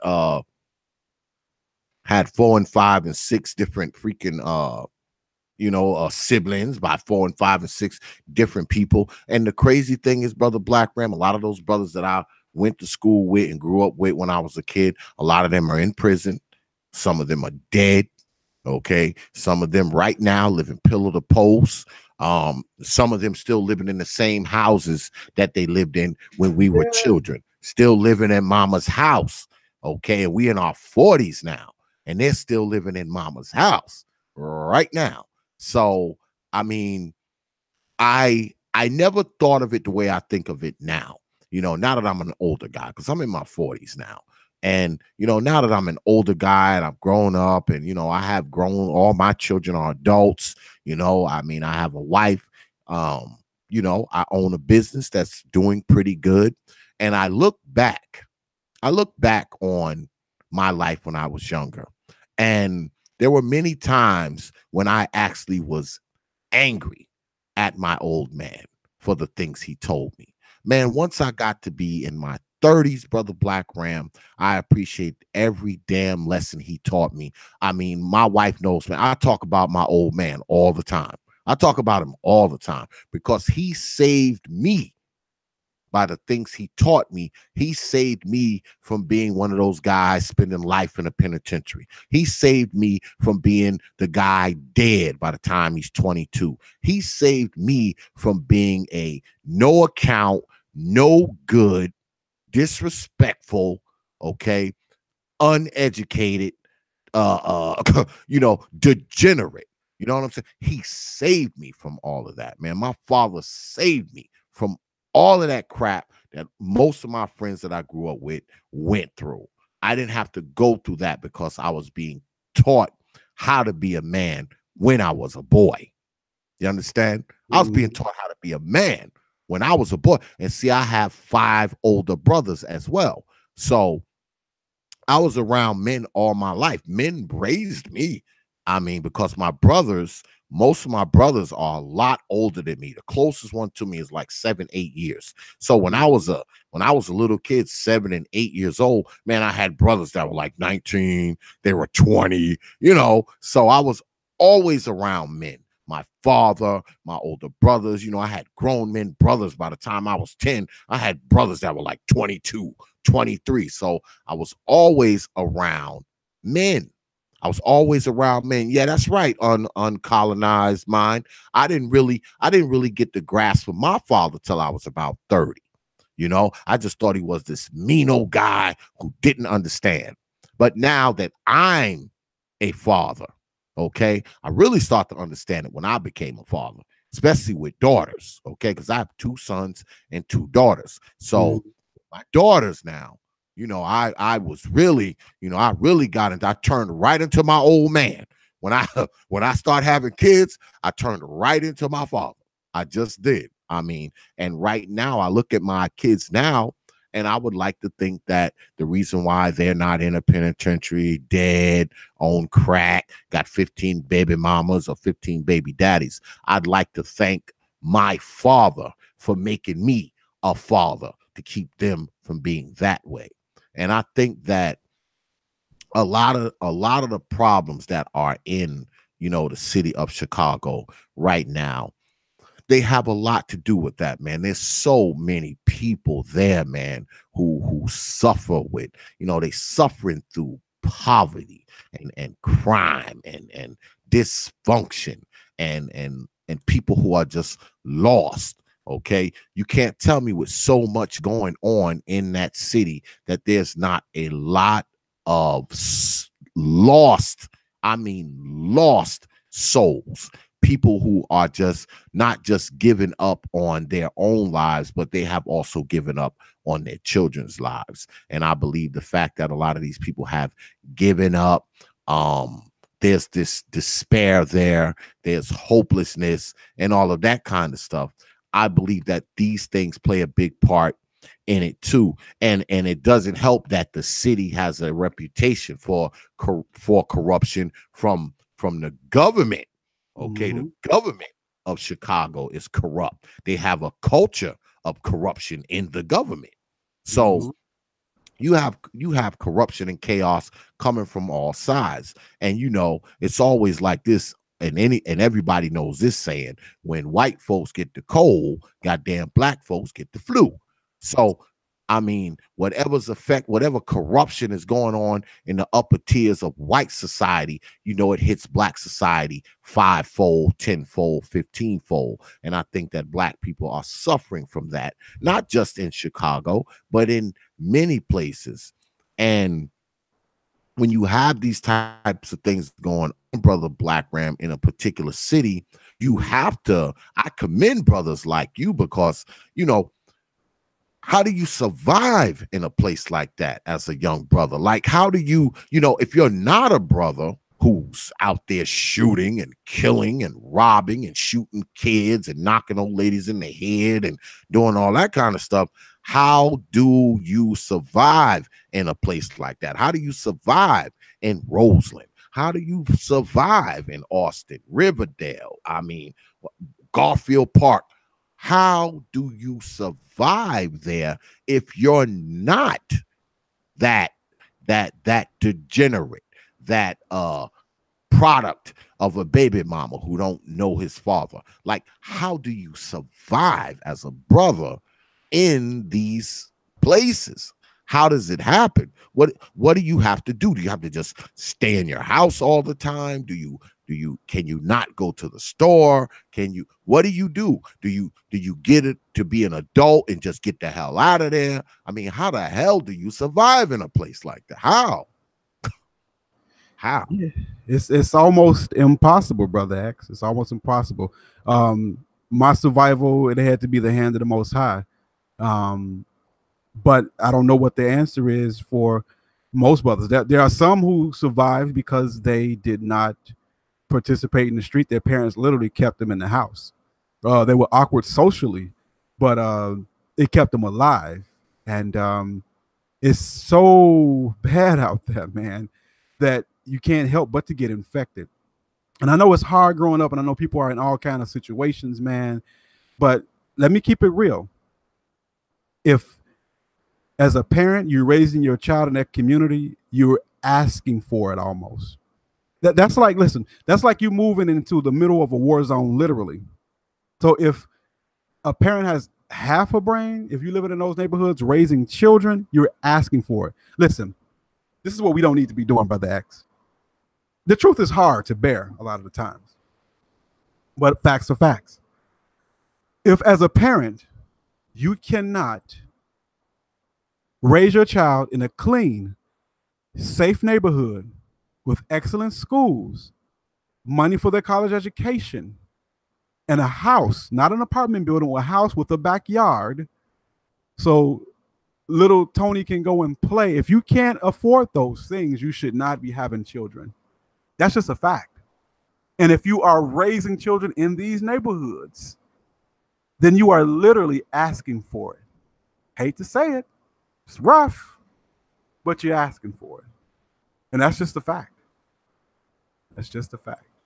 Yeah, I would question anybody that I knew who came to me and told me they were moving to like Chicago. They were moving to Riverdale or Inglewood. I would be like, why? Why why would you be moving there? I mean, of all the places. I mean, I don't know what, with all that's going on in Chicago, I don't know who in their right mind would be wanting to have a child and have them grow up in a place like Riverdale or freaking Inglewood or Chatham or Chatham or Roseland. Or I mean, I don't understand who in their right mind would be like, okay, we're going to have a kid here. We're going to have 2 kids here. We're going to have 3 kids here.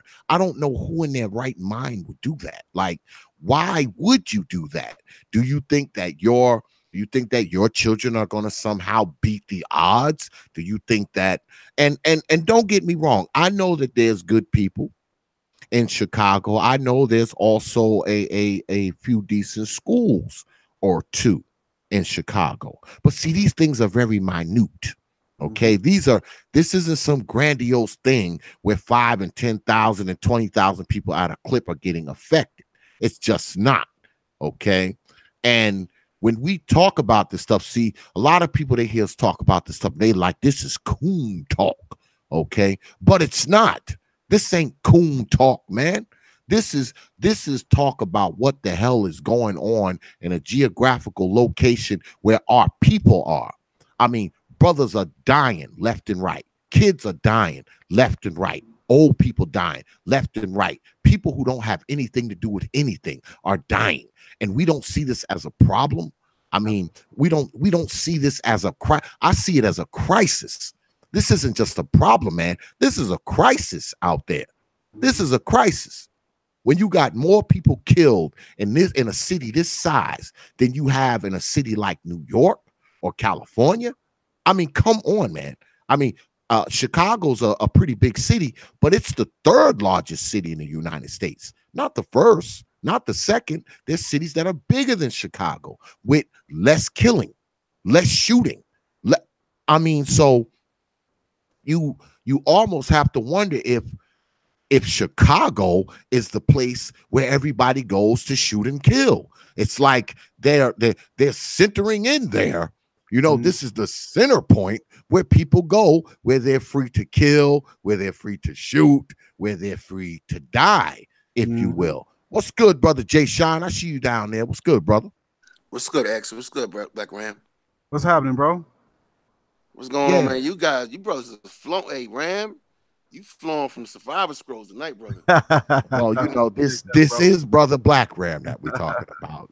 This is brother BlackRam, and I'm sitting here listening to him, because This is therapeutic, man. I'm just listening. Hey, when you ask that question about what is a black man to do, it's simple, man. Black people need to get out the hood. Look, this whole representing the hood, this hood life, and you not keeping it real if you want to leave the hood, that's bullshit. Let me tell you something. 1, you don't own the hood. All right? 2, you were put there. So to me, who's really cooning? If you want to stay on a fucking plantation in a situation you was put in, black people have been corralled and put in these ghettos. And Chicago happens to be one of the places. Basically, if you look at a map of Chicago and you see what black people are in Chicago, it's like an open fucking air plantation. Yeah. They're corralled in these certain areas where they're on top of each other. And they basically just gave them all the fucking guns, said, here, and roll the ball out and y'all just kill yourselves. And we obliging them. You got to get the fuck up out of there. Any sister who having a kid right now, and she already a single mom, and she having more children, and she's struggling, and she a single mother, or she got 2 kids already, and by 2 different dudes, and she decided to have a 3rd one. Let me tell you something right now. That woman don't love her children. She definitely don't love the first one. How the fuck you struggling with 1 kid and you gonna turn around and have another kid on top of that? That makes no sense. Absolutely. It's the absence of logic. So you're gonna sit here and raise a kid in a fucked up situation where they can go outside and get their head blown off by some thug or some cop. But guess what's happening right now? As I say all of that and everything that BlackRam said tonight, everything you guys are outlined tonight, guess what's happening right now? Somewhere in Chicago, they dancing their ass off like it's all good. We got all these murders going on and niggas is out there dancing, partying, drinking, smoking. Yep. I don't think you can do anything with something like that. Something like that has to play itself out. You can't go to fucking Chicago and prophetize to these people. They got the minister and the FOI out there. And they Jesse still Jackson too. point. You got Jesse Jackson too. Yeah, I mean, you got leadership in Chicago. They don't want to get the point. A sister want to go out here, fuck a thug. You know what, Blackram? I'm gonna do something, man. You did something really good tonight, man, that I love. When you broke down a black boy's situation in a single mother home. I'm gonna break down a black girl situation in a single mother's home. Not only is he being brought up on sugar and pop, so is she. She's being brought up in the house with a mother. She wants to party. Her mother wants to go out and get high and get a fuck on. Got men coming out of the house. So this little girl's not learning how to fucking value her own body. She's learning to go out here and play games and run game and go from one nigga to the next nigga and play one nigga against another nigga. That's what she's learning. And then also, she got a mother who don't like her, a mother who's competing with her, a mother who's fucking thinking she's still young and trying to be a thought, listen to her fucking music, out here trying to drop it like it's hot and twerk like her daughter.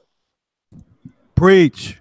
Then she got to go out here in the streets trying to figure some shit out. And the most person that hates her the most is other black women who call her ugly and call her stupid and shit on her and fuck her man. But she's being socialized to hate black men, so she can't blame other women, so she got to blame black men. So that creates a fucking confusion in her mind where she doesn't even know how to act half the time. She don't know if she love a nigga or hate a nigga. So she go out here in the world dealing with dudes, going from dick to dick like her mama did. Ain't no big deal.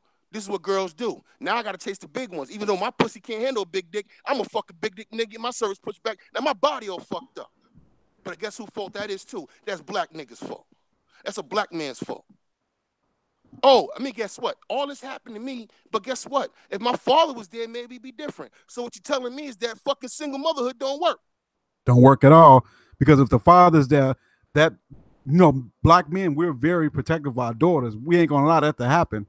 But since the black female is the head of the household, she'll let her daughter do any and almost everything. Yeah. And then give a nigga that's not the father agency over her daughter. So when her daughter's being sexed by her boyfriend or by some other dude, you come out later talking about, oh, I didn't know that was happening. Or you tell the girl to shut up and stop starting something. This is the fucking life of a young black girl in being in society being ran by wayward black women. Let me tell you something. I was raised by women.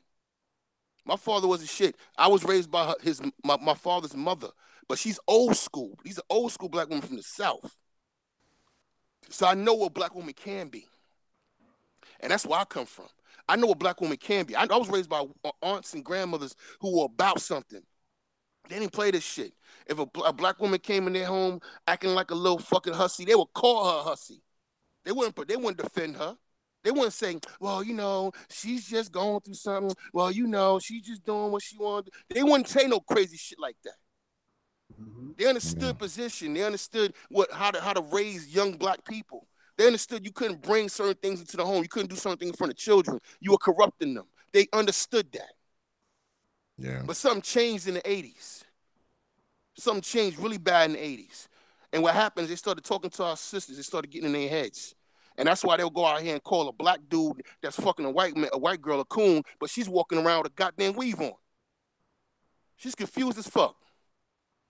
And that's why her kill children are confused as fuck. And the kids are out there killing themselves, and they got movies going around here talking about, you watch the movies and like, oh my God, I want to protect my son. I don't want him to go out there and get killed. Where's the movie that says, I don't want my son to go out there and kill nobody? They don't want to take responsibility for these fucking monsters that got running around here. Nope. It's crazy. I'm sorry, I ain't going to rant. Man, No, Red, man.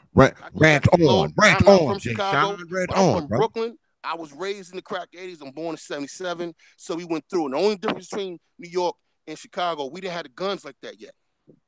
Mhm. You know, LA went through their thing because they had the guns. We didn't have the Mhm. guns like that. We was still stabbing and fighting.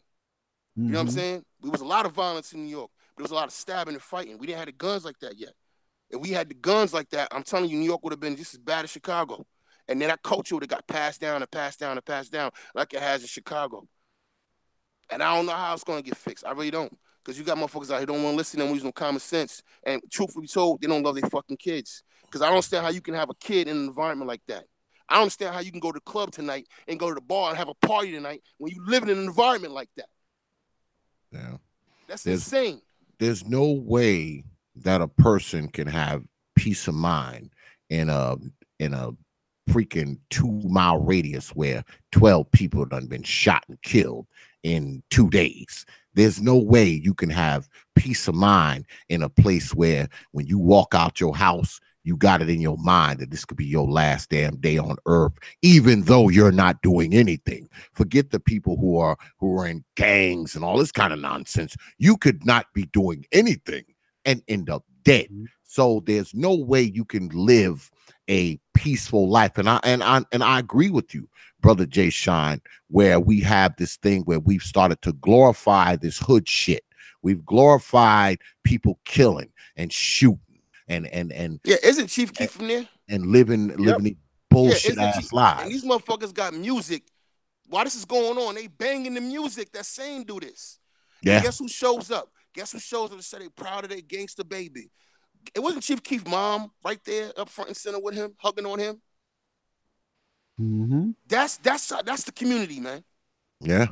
And we Yeah. won't fucking be honest about that. Just like BlackRam said, they would show up to a press conference and take responsibility for a kid that made it to the NBA, even though that kid lived in some white person's house for maybe 4 or 5 years to get developed. I'll leave that alone. But they'll show up and take credit for that shit.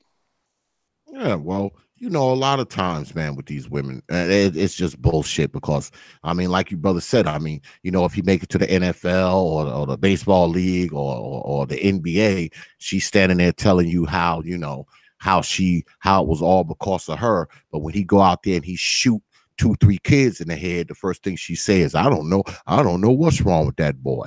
And usually when these guys do arise out of places like Chicago and Detroit and places like that where it's crazy, Actually, you gotta do it right. You gotta do it right. You gotta do it right. She don't say that. She say, I don't know what's wrong with that boy. It's just hard. I'm struggling. I tried. I did my best. I gave him everything. I don't know. I didn't raise him like this. Yeah, right. Usually when these boys come out and they actually become something, they usually become something because some man entered their life. Yeah, some man and some mentor or something. Yeah, some mentor has came in their life, gave them counsel, gave them instruction, gave them training, gave them structure, gave them discipline. It usually has nothing to do with their old jackass mama. Yeah. All right. That's just a fact. I mean, I know people say, oh, X, you're a coon and all this kind of nonsense, but I don't give a shit. Those are the facts. All right. Because I know, like you said, I mean, I was around a lot of my grandmothers. Okay. And my grandmothers were like your grandmother. They were old school women. And see, they didn't show solidarity with hoes. See, a lot of women now show solidarity with That's hoes. Right, brother X. Yeah, they show solidarity with hoes. And see, a lot of them, I say this all the time, and I tell my wife this, I tell my daughters this, I tell females that I know this. The reason why a lot of these women have solidarity with hoes because 90% of them have some type of hoe shit in their background.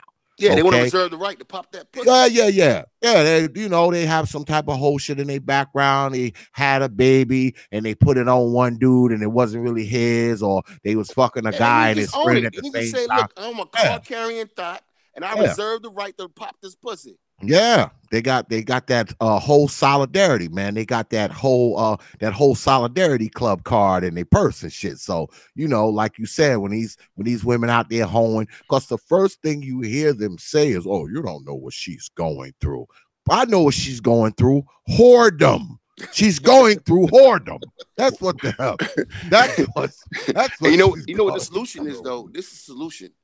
The solution is we can't do nothing about what's out here right now. We got to grab these young kids, and we as men, we got to fight to be fathers to our children. And that's what what I'm about. I'm a single dad. You know what I mean? So I got custody of mine. There's no way in fucking world I was gonna let my baby mother raise my daughter. I would have died before I let that happen. So we gotta take charge any way we can, because they're not gonna do it. If the sisters wanted to fix the problem, they would have done it by now. They've been empowered by the state. They've been subsidized by the state, and this is what we got. All right. So they're not doing it by themselves. They're working in concert with this fucking system that wants us to be right where we are, and they're actually doing their job. They're playing their position. They've been socialized to be this way. They're pumping out the kids to serve the purpose of the courts, to serve the purpose of the jail system, to serve the purpose of even giving them occasional $1 million athletes, $1 million slaves. You know what I mean? That's what they're supposed to do. They're not supposed to be pumping out fucking men like you and BlackRam and me. Hell no. Nope. They'll cut that wealth off tomorrow. Nope. They'll shut it all down tomorrow. You want to be a nurse? Well, you don't have the right cert. Tomorrow, get your ass out of this hospital, bitch. That's exactly what happened. They started pumping out real men. So they doing what they're supposed to do. In a lot of ways, I actually feel sorry for them, because they're doing what they're doing as a survival tactic. So as men, we have to really grow up, because what they're doing is they're nesting, like Cerulean would say, they're nesting inside this society. They're nesting in this culture. And this culture is a fucked up, backwards culture. And it's been like this since the inception of America. Yep. And America has never been good. It's based on slavery, robbery, thievery, exploitation, and murder. Yeah, man. And when those elements are preeminent, man, and dominant, man, nothing's ever gonna change. I don't see me, and I know people will get mad at me for saying this, but I don't see any answers for places like Chicago. I don't see any answers. Nah, it's too far gone. Yeah, I don't see this change of tide where, we wake up one day and 30 people haven't gotten shot over Memorial Day weekend. I'm waiting for it. I'm waiting for it. It's funny how you say that, because BlackRam, I got a question for you, BlackRam. I want to run this by both you guys. I was thinking about this today. You know what I mean? I'm thinking about Europe, right? I was talking to a white dude today at my job, and we were talking about Europe. And I'm actually moving to Europe soon, for a few years for a job.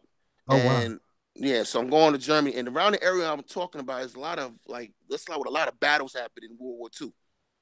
So we started talking about the wars and, the outcome of the wars and the aftermath. And then we started talking about how cool and how laid back the people are now in Europe. There's no fighting, there's no wars, you know what I mean? Everything is, all they do is festivals and drink and fuck, you know what I mean? They're real laid back. Everybody wants to go over there to work, and you know what I'm saying, go over there to vacation, they want to go over there to tour. And I was thinking like this in the back of my head, maybe we have to let things play its course in places like Chicago, so they can get to the same place that they are in Europe. Because Europe, they went through some shit. They had wars, man. I'm talking about total cities destroyed, millions of people dead, for them to get to the point where they stopped doing the shit. And maybe that's what it's going to take. It's going to take a real catastrophic situation, the combination of just destruction of the community and some white supremacy on top of that for this country to correct itself, but also black people to say, you know what, enough's enough. Enough of the killing, enough of the disrespect, enough of the dumb shit. It's a good point. The fire will burn out, but we have a system that keeps fueling the fire. And as long as that system keeps fueling the fire, you'll have a Chicago, you'll have a Baltimore, you'll have a Memphis, Tennessee. So that fuel is still there. And of course, that fuel is this subculture of celebrating dysfunction that keeps the fuel and keeps the fire lit. So that's our issue. And it will burn itself out, but you have to cut off the fuel source. And that's what we face today. And I think the only solution, Brother J and Brother X, is to let the community fall, because you can't go in there and do anything. You can't. Yeah. You can't go in there. You can't go in there and save the kids. You can walk to a single black mother with a 3-year-old son and say, let me be the father of your kid. You're going to get called all kind of names. And I don't know who would be interested in doing that in the first place. Or get used. Exactly. So and I definitely don't suggest black men in mask go and try to be stepdaddies. So you have to let the community cave in on itself, because the problem is systematic. You know, you can probably try to save one or two, possibly, but who wants to go in a war zone? And here's the thing: it's not that it's wrong to go in there. It's just not wise to go in there and try to help out, because you're literally going into a war zone, right? And you're going to a people who don't want to be helped. And the biggest thing is you don't have a solution for the little 300 shot. What can I, Brother X, or what can, let's say, a Louis Farrakhan or Jesse Jackson, what can they offer little 300 shot? A spot in the Nation of Islam? That ain't gonna do shit for him. You gonna offer him a spot in Operation Push or something so he can come to the meetings or something? Ain't no goddamn meeting gonna fix him. What you gonna do for a little 300 shot? You gonna put some money in his pocket? You know, you gonna get him the LeBrons or whatever the hell he wearing? No, you're not finna do that for a little 300 shot. Yeah. You know, and you're not gonna talk no sense into him, because he's living this every day. You trying to preach to a guy who's living it. You got to get him out of that environment. Yep, that's the only way. It's the only shot they got. That's to get the him out only that saving grace for them. And they need to be taken out small. You can't even take him out when he's 16. That's too like damn the late. Church do. The Catholic Church said, "Give me a child when they 6 to 11, and they minds forever." Yep. The problem is, who's gonna go get them though? Yeah, who's going to get them? Nobody. You got to create a magnet, man. You know, but here's the thing, man. Here's the thing that really sucks. Is even if, like, say we set 3 camps up, you set a camp up, BlackRam, you set a summer camp up, X, I set a camp up, and you know, all we gotta do is get the sisters to bring them. It's gotten so bad now where the sisters wouldn't even do that. See, at least back in the 80s, if there was a good program for the kids, they love the kids enough to get them out the city. That's what my mother used to do with me. My mother was a single mother, and she loved us. She cared enough to put us in the fresh air fund. She loved us enough to send us to, you know, loved ones, you know, down south or in Texas, you know what I mean, or Indiana, to get us out of the city, you know what I mean, in the summer. Now, of course, a lot of that was motivated so she can get a groove on, but she still got us out, and there was enough programs that she would look into. These sisters aren't even looking for programs. They ain't even looking for something to build their children. These kids are completely on their own. Well, she can do it all by herself. You know, she gets a pat on the back. She's doing it all by herself. She doesn't think anything's wrong. She don't think anything is wrong. She don't think it's wrong to be living in these neighborhoods where 10 people got shot yesterday. She don't think that that's wrong. She don't.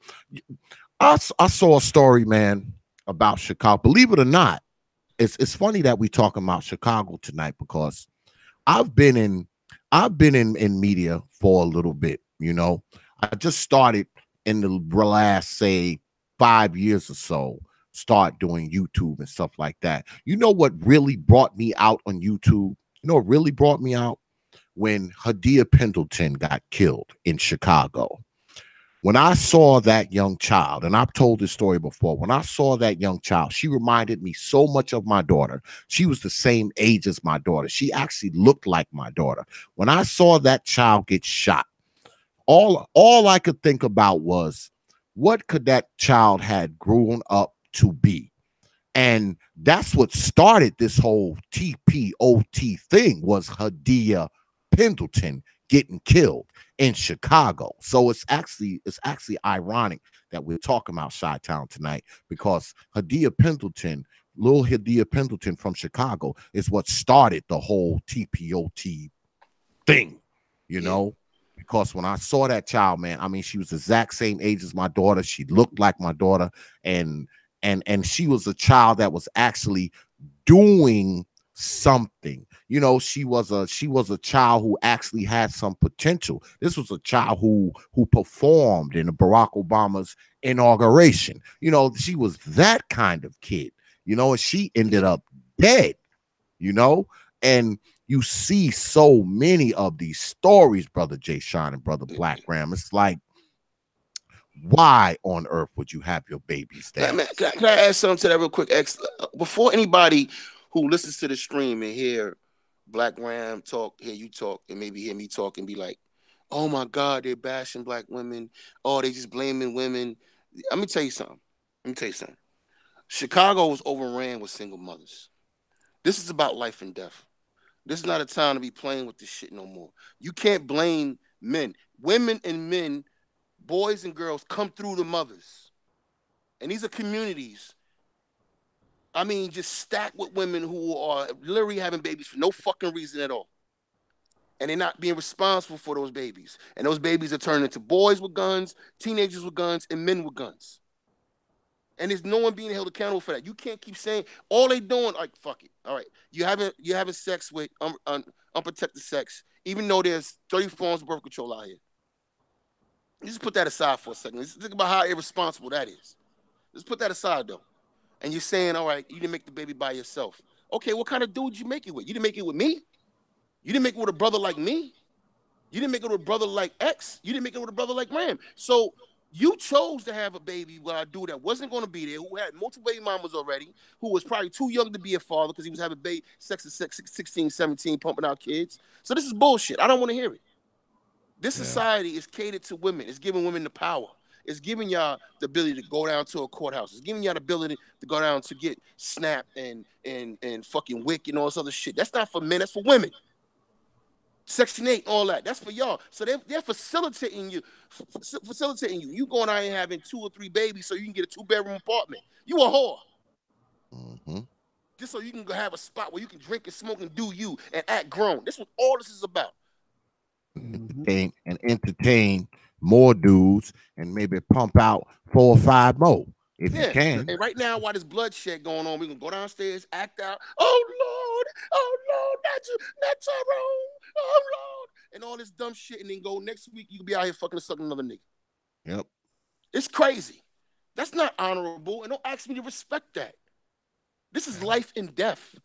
Yeah, I don't. And at the same time this is happening, I don't mean to change the subject. At the same time this is happening, you got white nationalists running the government right now. Yep.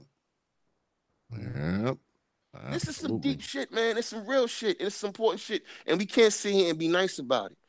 Nope. I am blaming the women in Chicago. Goddamn, I said it. There you go. I'm blaming you. I'm like Uncle Sam fan. I want you. I'm pointing the finger. You. Remember Uncle Sam saying, the Uncle Sam's son back in the day when they was recruiting for the military and shit? You. And that's very appropriate. And again, why that is so appropriate, because this society, United States of America, has given the female 100% autonomy in her reproductive choices. She's the one that decides when a baby comes in, if a baby stays, or when it goes out. She has complete power, life or death, over the child in her very womb. And along with that, she has absolute choice and authority on the man she chooses to deal with. She decides who she lets into her life and who she wants to kick out. You can't give somebody 100% freedom, responsibility, and not get, 100% freedom and not give them 100% responsibility. Ram, they gave them billions of dollars in R&D for all types of different types of birth control. You say you don't want the pill? Okay, we give you a different pill. You don't want that pill? We got a new pill. Oh, you don't want the pill? We got a shot. Then they came up with a patch. Then they came up with some other shit called UID or some shit. I forgot what it's called. They got all kind of shit out here for these sisters to keep on. I'm not even dealing with the moral fact that you just fucking who you want to fuck. Let's put that aside. But the fact that you having children, you can't say it's nobody else's fault no more. All right, fine. He showed up. He shot up the club. Yeah, he shouldn't have did that. But the man only has 2 choices: condom or pull out. Actually, you got 3 choices. You got condom, pull out, or put it on her stomach or her face. That's it. That's the 3 choices we got. Outside of that, every other decision is given to you. Every decision has been given to the woman. And like Ram just said, she can decide if she even want to kill the baby. She don't want to be responsible, she can kill the baby. Oh, she want to bring the baby to term, she still don't want to be a mother, you change your mind? Okay, you can drop the kid off at a goddamn fire department. No questions asked. Exactly. Yep. But you don't. So this society has afforded you you can give the baby for adoption, all that, and the father know. Yep. You don't need a fucking father position to get rid of the baby. You ain't got to let them know you're pregnant. You ain't got to do nothing. All these decisions given to a woman. And all we have is the decision is if we wear condom or not. That's all the decision we have. Now, what I'll say is it manly to turn your back on something you produce? No, I'm not saying that. Of course I wouldn't say that. I'm a single father. My life speaks different. But that also gives me credibility to question these single mothers. Like, I'm a single dad. What's your fucking problem? You can't scream that shit to me. You can't scream harder than me. I didn't have any more kids because it was hard enough raising one. I'm fucking logical. I'm using my head. I'm not out here just wayward, just doing crazy shit. I had a kid out of wedlock. I took responsibility for the situation, and I'm gonna make my life better. I'm not gonna go out here and have more kids. You know what I mean? Now, there's some brothers out here who do that, and they still bounce back. But as long as the brother's taking responsibility for his, I can't question him. But when you're not taking responsibilities for your sister, and your kids out here murdering people, yeah, come on, man. I mean, one thing is the crime and the robberies and all that, but I mean, you got people dying. Yeah. People are dying, man, and a lot of them are dying over senseless, infinitesimal, minuscule stuff. That people are being killed over. I know some of the most illegitimate reasons possible. I'm sure all those people who have died this year in cities like Chicago and St. Louis and Baltimore and places like that. You're trying to tell me all of those people died for legitimate reasons? I don't believe that. There's too many of them. You have people dying, man, over dumb shit. All right? Being killed by dumb shit people for dumb shit reasons because they were raised by dumb shit parents. All right. Hey, X, you got 4 kids, right? Them shit. Yes, I have 4. Hey, Ram, how many kids you got, man? Do you have any? Just one. So we're brothers out here who are fathers, and we care. We care about what's happening. That's where this is coming from. I don't hate black women just for fucking sake of hating black women. I was raised by good black women. I'm disappointed and I'm hurt that this is what it comes to, and the fact that you don't care about your own children. You don't even care what they're doing. You don't care how they turn out. You care more about your fucking fun time, your me time.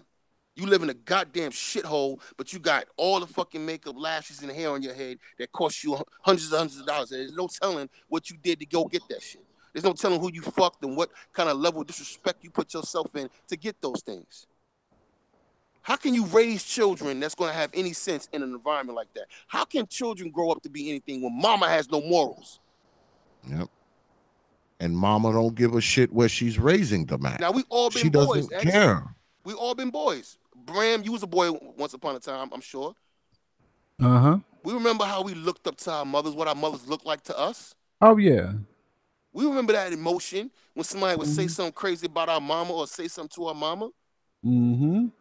Always want to protect your mother's a whore. Your mother's lying to you. Your mother's lying in front of you. She's playing people in front of you. She's disrespecting other women. You find out, oh, that shit, that's old. That's I thought that was my uncle. I thought that was my cousins. You find out your mother was fucking her girlfriend's husband. Yep. This is everything you seen as a kid, and you grow up in that, and then guess what? Here's the trick. Here's the fucking Jedi mind trick. That's still mama. You can't go against mama. You can't hate mama. So now it creates a moral dilemma inside that child. Then now you wonder why you got no morals on the streets. Yeah. Yep. Well, me, I'm kind of biased anyway, because I've made videos and had streams, titled "Your Old Mama," because I think a lot of these women, man, they destroy these kids' lives, man, right from the very beginning, based on where they have them at, who they have them by, the shit they have them in, the way they raise them, the people they have around these children. I believe these women destroy a lot of these children, man. These children don't have a chance. They don't have a chance, not because they black, not because they're in the ghetto, not because they are oppressed or underprivileged. They are doomed because of who their fucking mama is. They're doomed because of that, because their mother has not invested in these children. And I'm not just talking about money. I'm talking about fucking time. You know something I envy about white boys? Groom this child. It's one thing I envy about white boys. See, in the black community, we're not taught to talk about our mothers like that. We definitely not going to talk back to our mothers, not in her face. But I've been around a couple of white boys, and I witnessed it in life and on media. Well, a white boy will look at his mother and say, "Fuck you, mom." Nah, shut up, You shut fucking up, whore, mom. You a whore, mom. The freedom that white men have is fucking. I'm envious. I believe, and you got somebody in the chat room talking about too much mama blame. Well, I don't agree with you, uncolonized mind, because see, a lot of things that go on with black people, I think, is a direct result of their mother, for the simple fact that most of us, that's who we're raised by.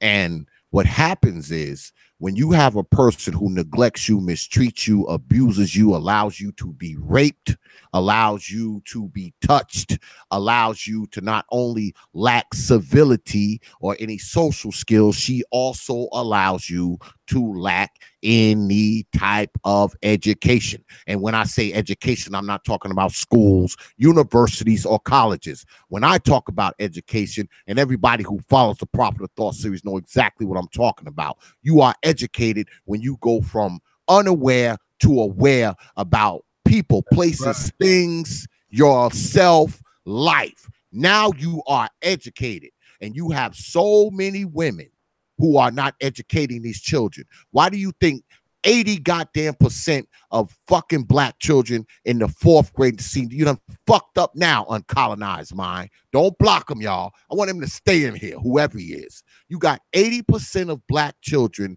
who aren't reading, writing, or counting on grade level. Okay, up into the fucking 4th grade. 80%. But I guarantee you at least 80% of that 80% could cuss your ass out when they was 3.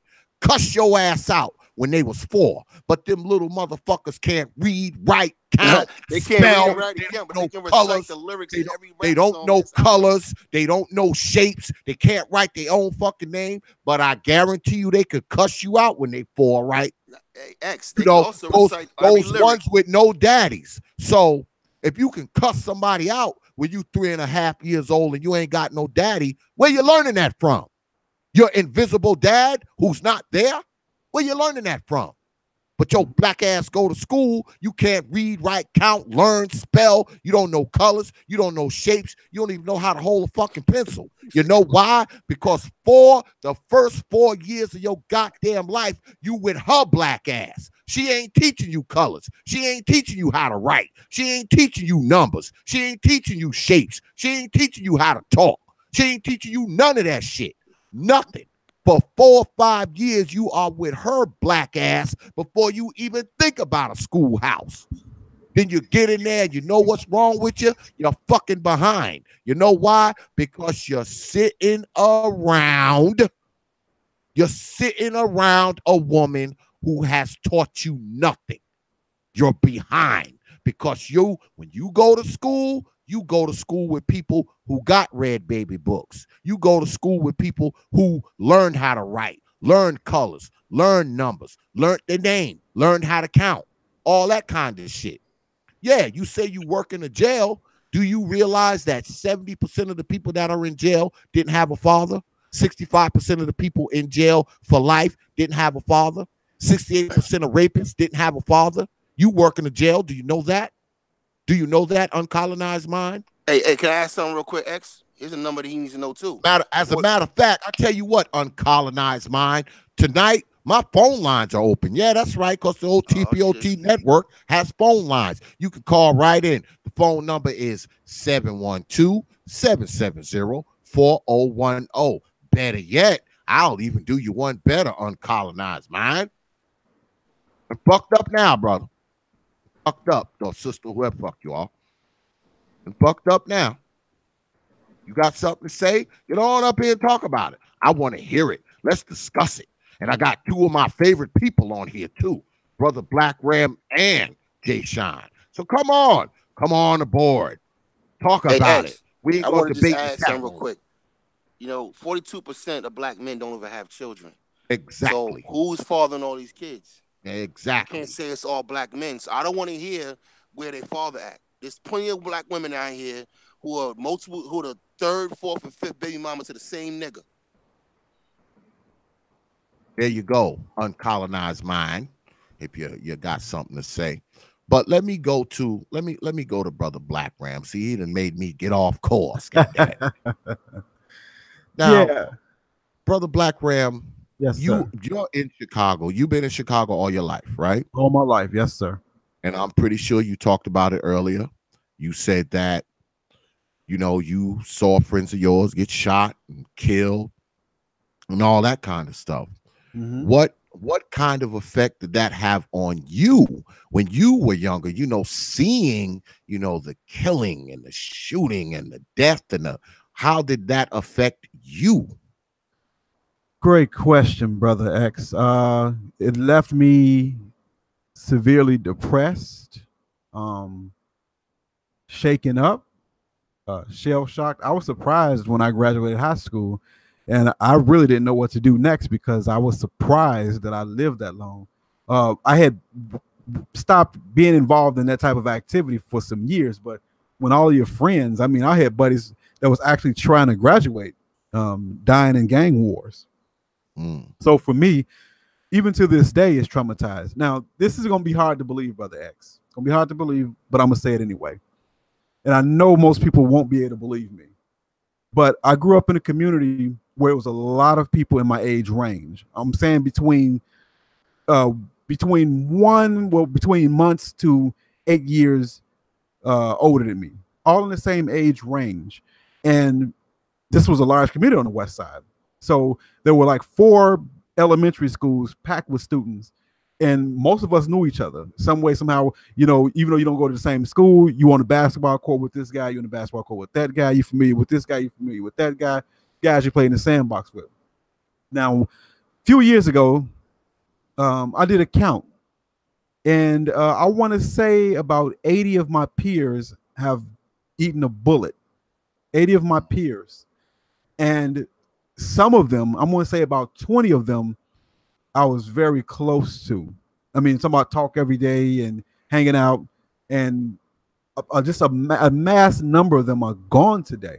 And it left me pretty shell shocked. One of the reasons why I don't do beefs on YouTube, and not that people don't gun for me or say this or say that, man, I've been in those situations. I've been where it's real. And when you've been where it's real, you ain't finna do no internet beef, because I've been where it's real, man. And I know what's really happening out here. I come to YouTube to have a discussion with my brothers, not fight against them.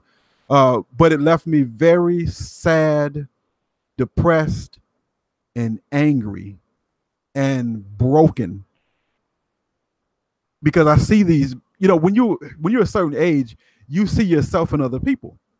So guys that have the same birth year as me, same birth month, and a lot of times I see myself in that. I'm at the point now, just turned 40 years old. And I believe, Brother X, this is my second lifetime. I don't believe in reincarnation like that. But when you live past 20 in the hood, you live twice. I'm going to say it again. When you live past 20 in the hood, you live in twice. So this is my second lifetime. And to this day, those memories, seeing people, seeing guys get shot, going to all of the funerals, those memories are still with me and still haunt me.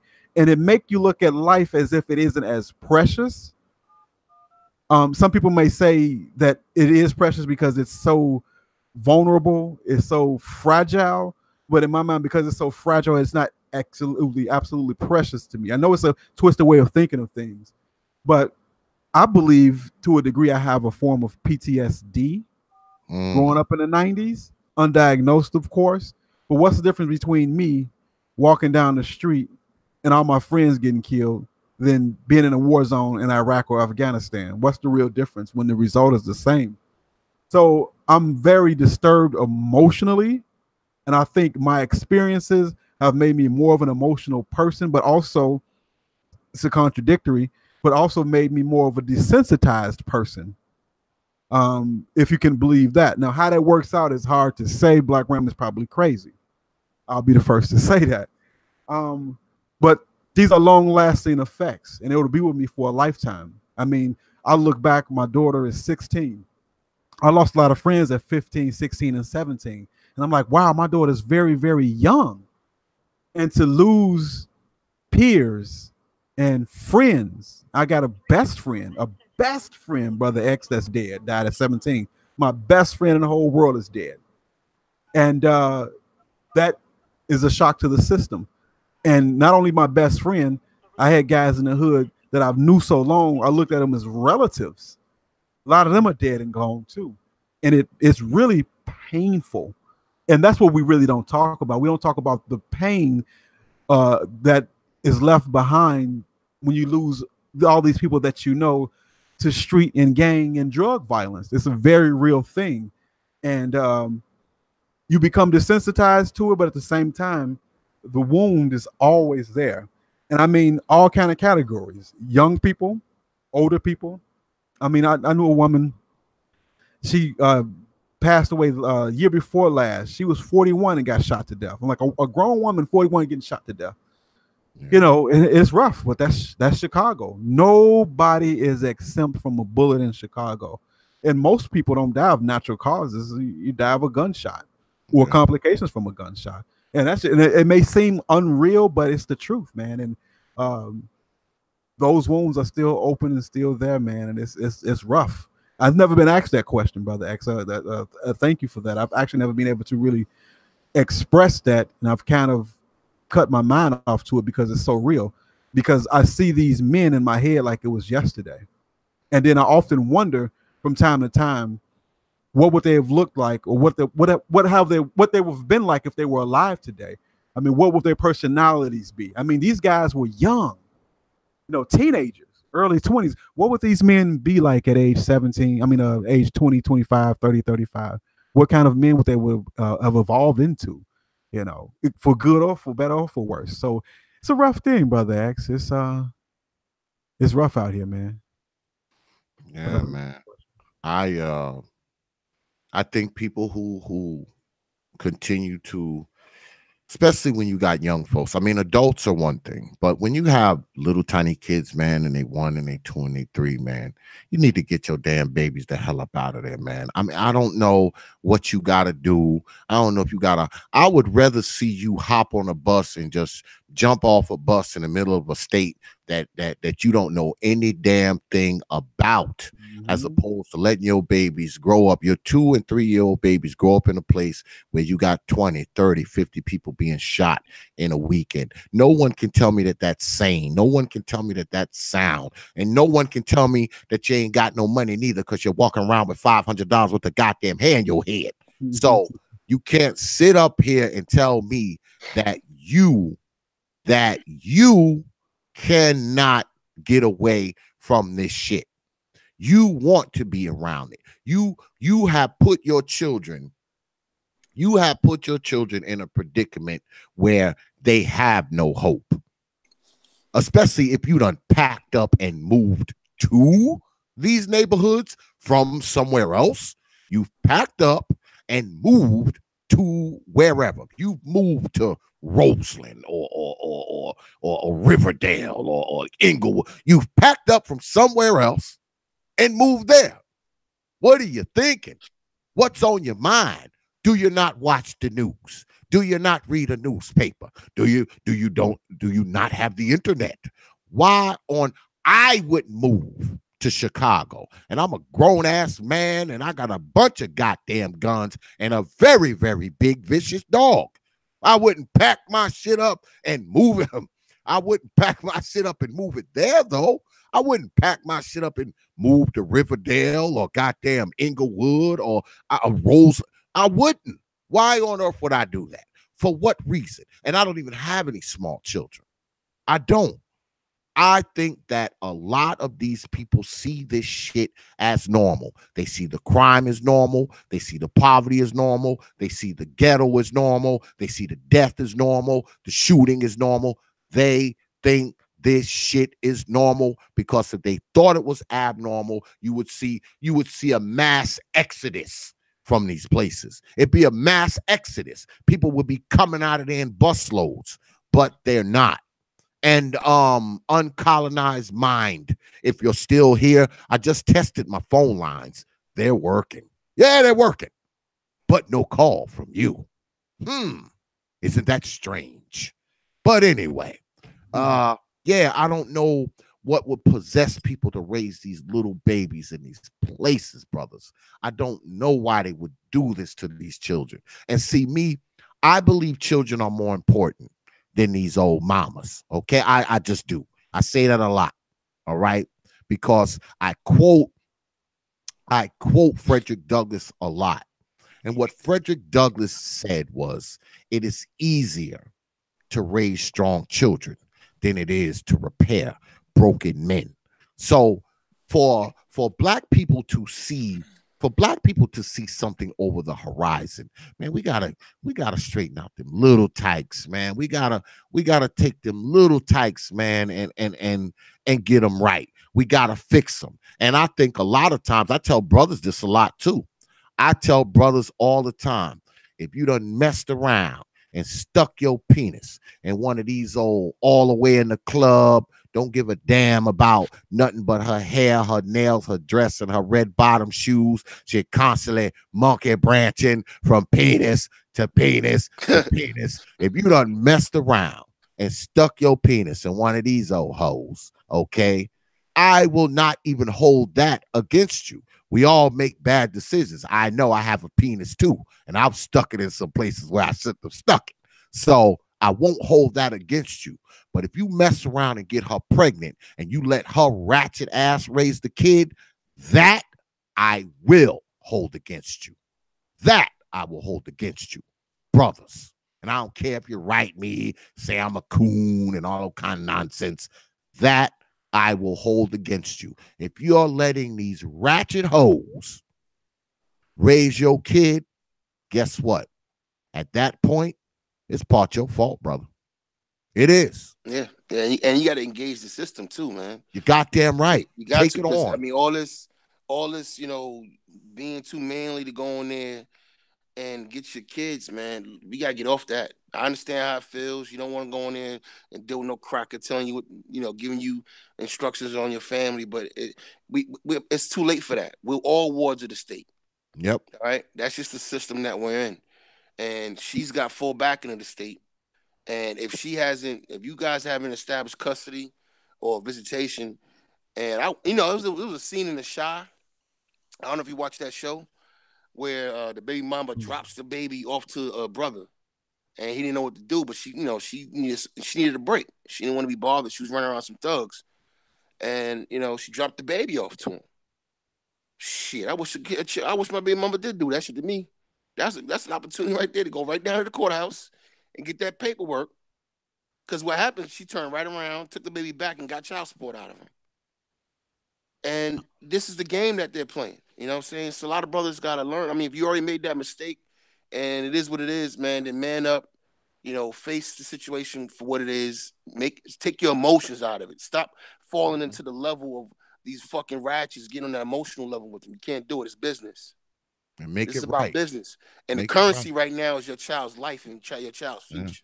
Make it That's right. what matters. You know what I mean? You got to invest in that, and you got to do whatever it takes to make that situation right. Now, at the same time, though, I would say this: I'm not mad at no brother walking away in certain situations. If you got a certain type of baby mama who is just completely disrespectful, she's a master with the system.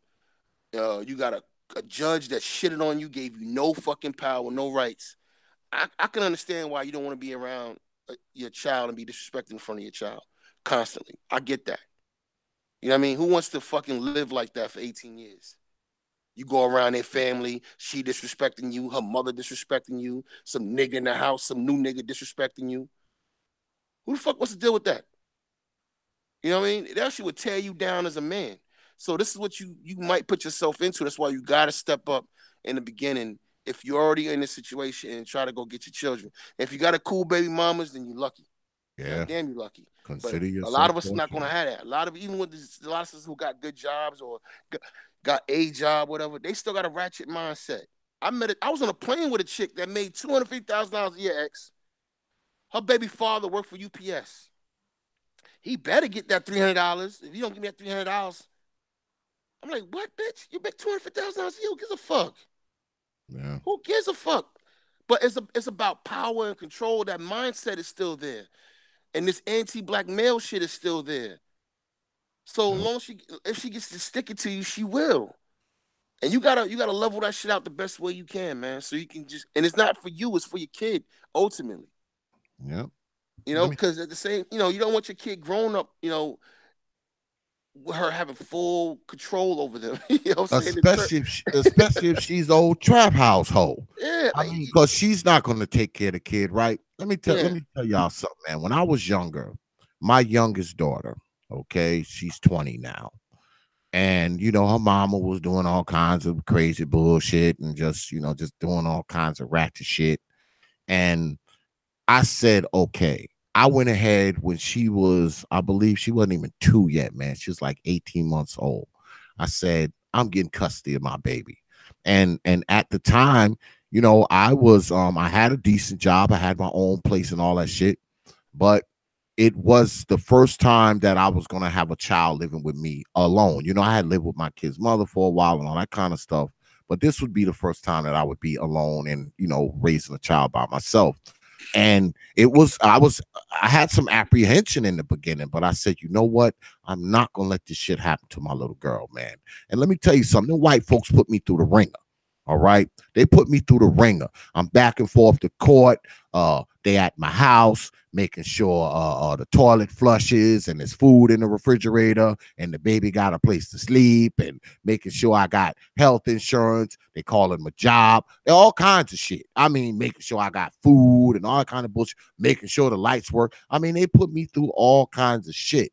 But at the end of all of that, man, it was more than worth it. You know why? Because, see, that child was mine. And I didn't want her to be raised up with some woman doing some bullshit. I just didn't. And it was the first time that I was ever going to be able to raise a child by myself. And my daughter was little. She was like 16 months, 18, somewhere between 16 and 18 months. And to be honest with you, I was somewhat afraid, but I wasn't so afraid that I wasn't going to go and get my baby, man. I just wasn't. And I think that a lot of guys, because men, let me tell you, brother, something. I'm gonna go on back to brother Blackram. Let me tell y'all something, man, about men. All right. And some people may say I'm biased with this, but I don't care. Your manhood, your masculinity, you as a man, do you realize that your kid visiting you in your hut that you built in the woods on the weekends, your kid will learn more with you visiting you in your damn treehouse you built in the woods for a weekend than he learning with his mama in her mansion in a month. You do realize that, right? You do realize that. So if I can't convey nothing else to you, brothers, if I can't convey nothing else to you, brothers who have little kids growing up in Chicago, the best thing you can do for those babies, brothers, get them the hell out of there. Get them the hell out of there so you don't end up going to their funeral because they in a gang, they done got shot, or better yet, going to their funeral because they just happen to be going to the store on a day that Negroes decide to shoot up the block. That's what I want you brothers to do. I want you to get them damn kids. Get them. Get them. If you're not going to, I'm not telling you to go in there and save everybody. I'm not telling you to go in there and save these old mamas. I ain't telling you to do that. Go in there and save yours. Yours. And also, save, if you run across a young man who's trying, and you could tell when a kid is trying and he wants something better. You know what I mean? As a man, I feel like I'm obligated to help that young man. Yeah. You know what I mean? If he's trying, like he Yeah. got everything working against him, and he still fell through the cracks, Yeah. and he still wants something better for his life. You know what I'm saying? Like I was like that. I wouldn't get it, man. I had everything around me that could have made me fall into some bullshit, but I still wanted more in life. I just needed some guidance. You see what I'm saying? So when I run into brothers like that, I see myself in them, and I gotta help them. I can't turn my back on them. You know what I mean? My numbers there's, I'm there for them when they need me. But like you said, you can't save them all. No. Can you, Ram? And let me tell you, brother, something, man. You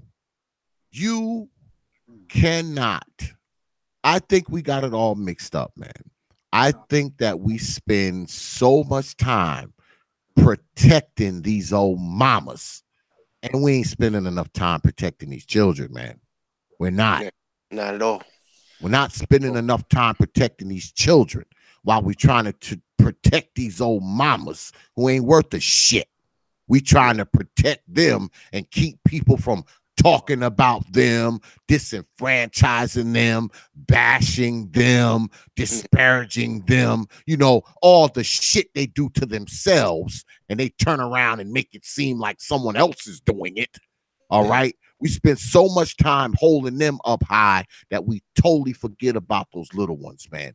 They are the ones who need protection, not these old jackass trap house hoes who don't give a damn about these kids. But I'm a BlackRam, you said something Yes, that struck home with me, man, when you was talking. I was listening to you, and you said, you know, you got a 15-year-old daughter, 16-year-old daughter, right? My daughter's 15. And I look at my daughter from time to time, and I feel the same way you feel, brother. When I look at my daughter and I look at her age and I look at how much shit I seen, like when I was 7 years old, I can remember vividly, like it was yesterday, walking past a burnt out house, and between the house and the little alley, a prostitute sucking a dude's dick off. You know what I'm saying? A crackhead sucking a dude off. This is shit we would see as children. You know what I'm saying? As fucking 6, 7-year-old children, we would see shit like this. And my daughter's seen none of that. You know what I'm saying? They're not inundated with a completely broken down society. And so when X is saying get them out of there, and you know, I feel the same way you feel. I got vivid memories of growing up in the crack 80s in New York. You know, things that I've seen that my kid has not seen. And I look at my daughter, and I'm like, damn, she's about to turn 15 next week. And by the time I was 15, man, I ain't seen I done fuck bitches, I done do all kind of shit by the time I was 15 years old. You know what I mean? I done do all kind of shit. I got scars on my knuckles to this day from all the fighting I did when I was a teenager. You know, all the shit I was seeing, motherfuckers getting shot at. I got a scar on my arm. I got shot when I was 10. You know what I mean? So just the shit that we seen in those broken down situations, I know what they're going through in Chicago. I know what that is. I know what that is. I don't know what about being outside and just motherfuckers getting shot every goddamn week and every day. I don't know about, you know, like that. It wasn't like that. But I know about the violence. I know about the drugs. I know about the broken homes. I know about the way with women. You know what I'm saying? I know about the kids in the house. None of them look alike. We know that. We've seen it. And there's no way in the world we can sit back here as grown men and be on some simp shit talking about, well, you know, black men, this black men. No.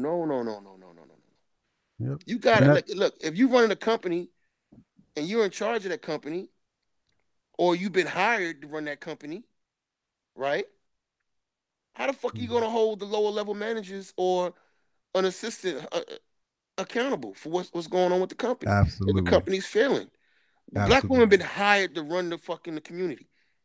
They've been hired by the dominant society to run Black America on every level, whether it's on a collegiate level, whether it's in media.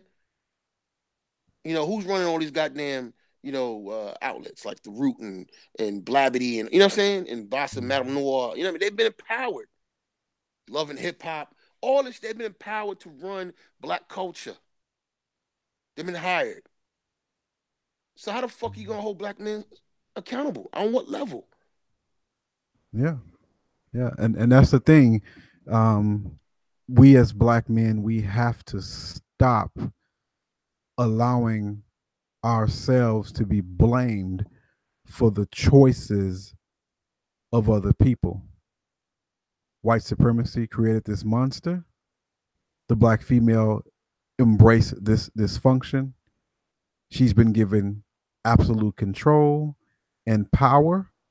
And since she does have this absolute control and power, which she claims she fought for, but it was given to her strategically, and which she claims she has, she still claims to this day to be strong and independent, still claims to this day she can do it by herself and don't need no man. And when a man is involved, she wants to dictate the level of involvement that the man has. In other words, she wants to be the boss all the way around. So you have to lay it at her feet. Just like you said, Jay, that she is to blame. And I said in my Chicago video, the Chicago issue, that single black motherhood is the cause of the dysfunction that you see today. It is her fault. Can't give her all of the freedoms and all of the rights and none of the responsibilities. So I believe the only solution for us, take our own children out of those communities if we have them there, but most of us don't. Most of us don't have children there. Yeah. I love my people, Brother X. I want nothing but the best for my people. I want to see us shining, but I think the culture is too far gone. That may be me looking at it negatively, but I think the culture is too far gone. I think what we have to do at this point is take our basketball and leave the court. You have to leave these communities to their own devices. Thinking black men who can get out, date out. If you want you something chocolate, make sure it's something chocolate overseas. And I think that's the best we can do. We have to leave the community to itself, to let it eat itself. It makes no sense, Brother Jay. It makes no sense, Brother Xavier, for a black man to delay his gratification, to do well, to struggle, to sacrifice, to work hard, and then squander that in the hood with Keisha. And Keisha still Keisha can come with a master's or a bachelor's degree. She still has that same mentality. It makes no sense for us to fight so hard and sacrifice and squander it by taking care of her bastard children, by Pookie, Ray Ray, Lil Honey Shot, Thuggo. It makes no sense. So what we have to do as thinking men, as honorable men, as red pill men, as wise men, is simply leave. And I believe that's the only solution, because it's too deeply rooted in the culture. And if there was a solution, Brother X, we would have had one by now. I mean, we're talking about I gotta slightly disagree with you, Ram, on this one point. Go ahead. Leaving is one thing, but we got to build something new. Yeah. I got you. I got you. I mean, we got to build something new as black men. I got you. You know what I'm saying? And when we build something new, there's going to be people like us who come out of that who want better. And they got to have a place to go. Yeah. Mm-hmm. You know what I'm saying? So we can save those who can't be saved. I'm about that. I'm about saving those who can't be saved. So when we say that, right, we got those are people who show that they have the attributes, right, and the want for better. Absolutely. You know what I'm saying? They got to show it. You know what I'm saying? They can't be, just raise their hand. No. You got to show me that you working your ass off. You want something better. Prove yourself. Yeah, you got to do it. You got to be living. You know what I'm saying? For me to say, all right, she's really about that life. That young man's really about that life. You know what I mean? They can come in. You know what I'm saying? I can work with them. We're going to bring her to this island that we bought. Motherfuckers that want to keep dancing tonight. Yeah. 300 been shot. Yeah. Fuck. They can't come. Yeah. Well, see, that's the problem that we often have, brothers, and I know y'all have witnessed this yourselves. We got this mentality that we can save every single black person when we know that that's BS, man. That's BS. We cannot save every single black person. You will be lucky if you went into Chicago right now in those neighborhoods, like I said, like Roseland and Riverdale and Garfield Park and all these places. Man, you'll be lucky if you could pull 20 people out of there that's worth a damn. You'll be lucky. You'll be lucky if you could pull 20, 30, 40, 50 people out of there. You're not going to go in those places and pull 5,000 people out of there that want to do shit. It's not going to happen. You cannot save all black folks, y'all. You cannot do it. You can't. Some must remain. Let me tell you something that's sad, man. I've been a single dad since my daughter's been 1.5 years old. I've been to I don't know how many PTAs I can, parent teachers conferences, PTA meetings, and out of all the black kids in the school, most of them, the parents are mothers. They're not there. Nope. They're not even showing up for shit that has to do with their children. Nope. You can't explain that away. Nope. There's no excuse for that. But boy, it's a free school. It's public school. They can sure group up and get up in the club. It don't cost you nothing. But when I gotta turn on the fucking internet and see y'all standing in line at a hair store that's having a fucking clearance sale. Yeah. Standing in line for an iPhone, standing in line for the club, for the trap house, dumpster diving for weave and shit, all kind of crazy shit. But have no intention on going to the parent teacher conference. Exactly, robbing weave stores. I mean, but they don't give a fuck. Your children go to school here. This They your don't care. child's school. They don't You care drop about them that. off in the fucking bonnet or shower cap, or you know what I mean, in pajamas, and then you go do God knows what the rest of your day. And you Well, can't even show up once a month to a fucking meeting. I believe, Brother Jay Shine, they actually get really, really happy when the little tykes start going to school. Cause see, now the kids in school all day, they get Yeah. the fuck off all day. It's Oh, not yeah. like the bitches go get a fucking job. What Yo, they this do is is they real go talk, man. fuck We not off sitting all, here they bashing women. fuck This is off real all shit. day. This is real You know? shit we talking right now. Maybe This ain't bashing women. maybe sucking a dick or two if she can find Yeah. somebody to fuck with her. They Meanwhile, you glad got they black men who glad are the worth kid in something. school. You got black men who are worth something, busting their ass during the day, Yep. Yeah. dealing with racist motherfuckers in Peckerwoods all day and shit. And then you can't show up to a fucking meeting Nope. for your They don't have children. time. They don't have time. Okay. There's And no when excuse for that. when the kid do come home from school, and I've talked about this before, the first thing they do, if a black ass can afford a television, she just plop the kid in front of the damn TV and she go in her goddamn room and take selfies so she can get likes and shit on fucking Yeah, look, man. Instagram and Snapchat Look. and Facebook. No one should have a rapper come to the school just so to get y'all to come to school. You see Yeah. what I'm saying? This is the type of shit I'm seeing on the internet Yeah. in Atlanta and Chicago. Yeah, We had a great turnout. they'll come up to the school with the kid then, because freaking Lil Wayne is there or Nicki Yeah, it's Minaj. just crazy. That's stupid, man. Oh my Stupid. god. They did that shit with there was a rapper, Chance the Rapper. Had some shit like that happen, man. When he went to the school, and all of a sudden the mothers are there.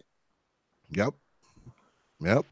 Brother X, I'm gonna go on and jump out here. Hey, brother Blackram, man, it's always a pleasure to have you on here, brother. I hold such respect for you, brother, man. Your commentary, the way you are, man, you're my people.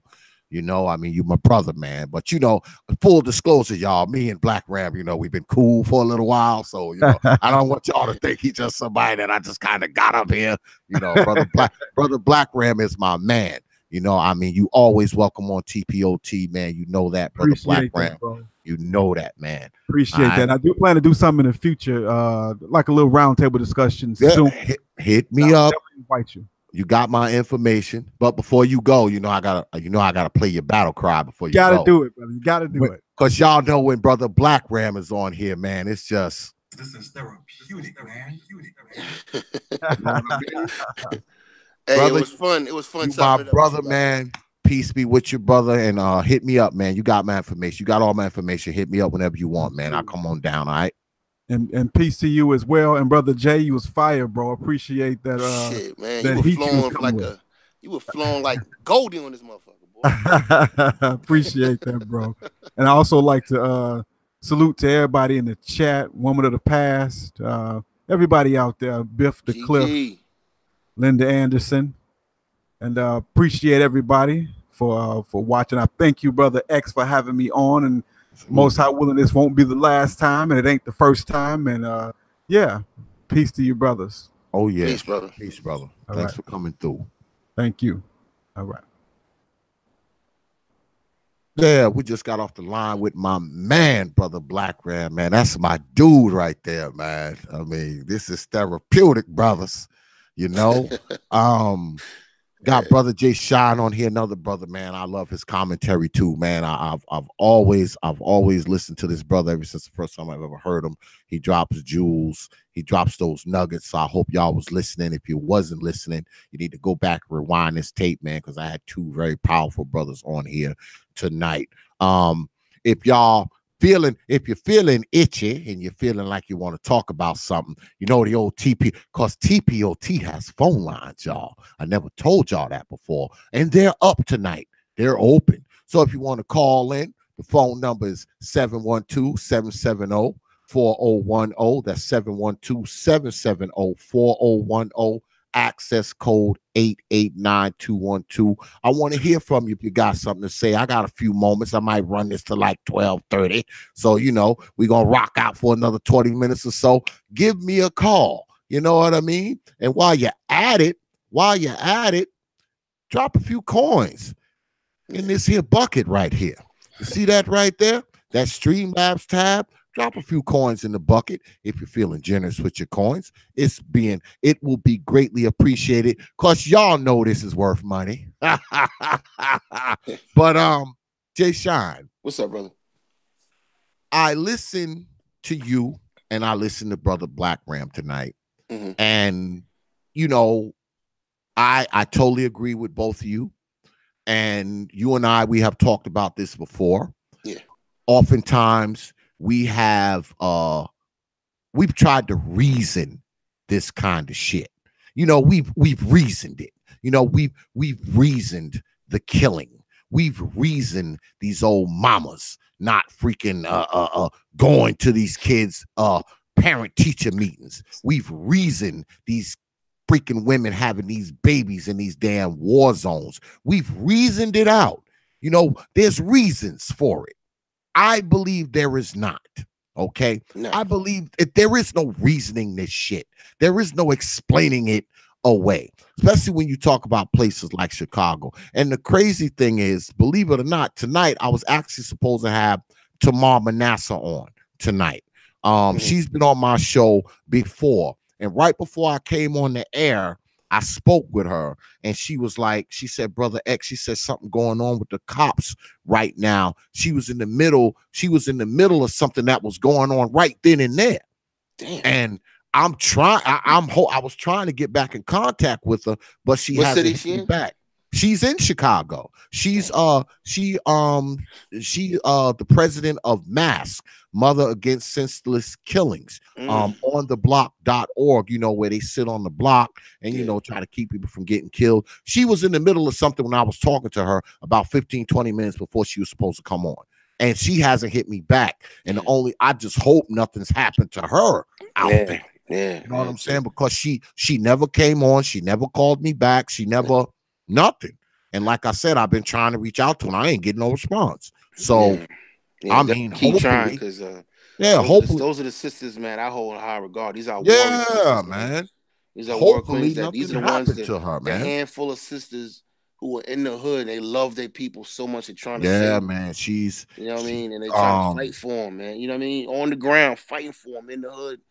And I don't know if y'all might recognize her. Let me show y'all who this lady is. Let me see if I can screen share without screwing it. I had a sister like that when I was young. This sister named Sister Zakia. She's probably an older sister now. Okay. I recognize her. Yeah. She was supposed to be on the show tonight, Brother Jay Sean, because she's been on my show before. She's been on my show before, and she was gonna talk about, the same stuff, because I was gonna have her and Brother Blackram on, because I know she's right in the thick of it. She's right down in like Inglewood, Rosedale, and she's on the block. She's got this thing called ontheblock.org, and I spoke with her about 15 minutes ago because we talked yesterday, and she was like, yeah, X, I'll come on, I want to talk about what's up, because she's cool people. She's very cool people. She's like, she's yeah, cute X, I'll too, come man. on. She got them nigga lips and them nigga cheeks like I like. She's cool people, man. And I spoke with her like 15 minutes before airtime, and I haven't heard nothing else back from her, Brother Jay Sean. I don't. Yeah.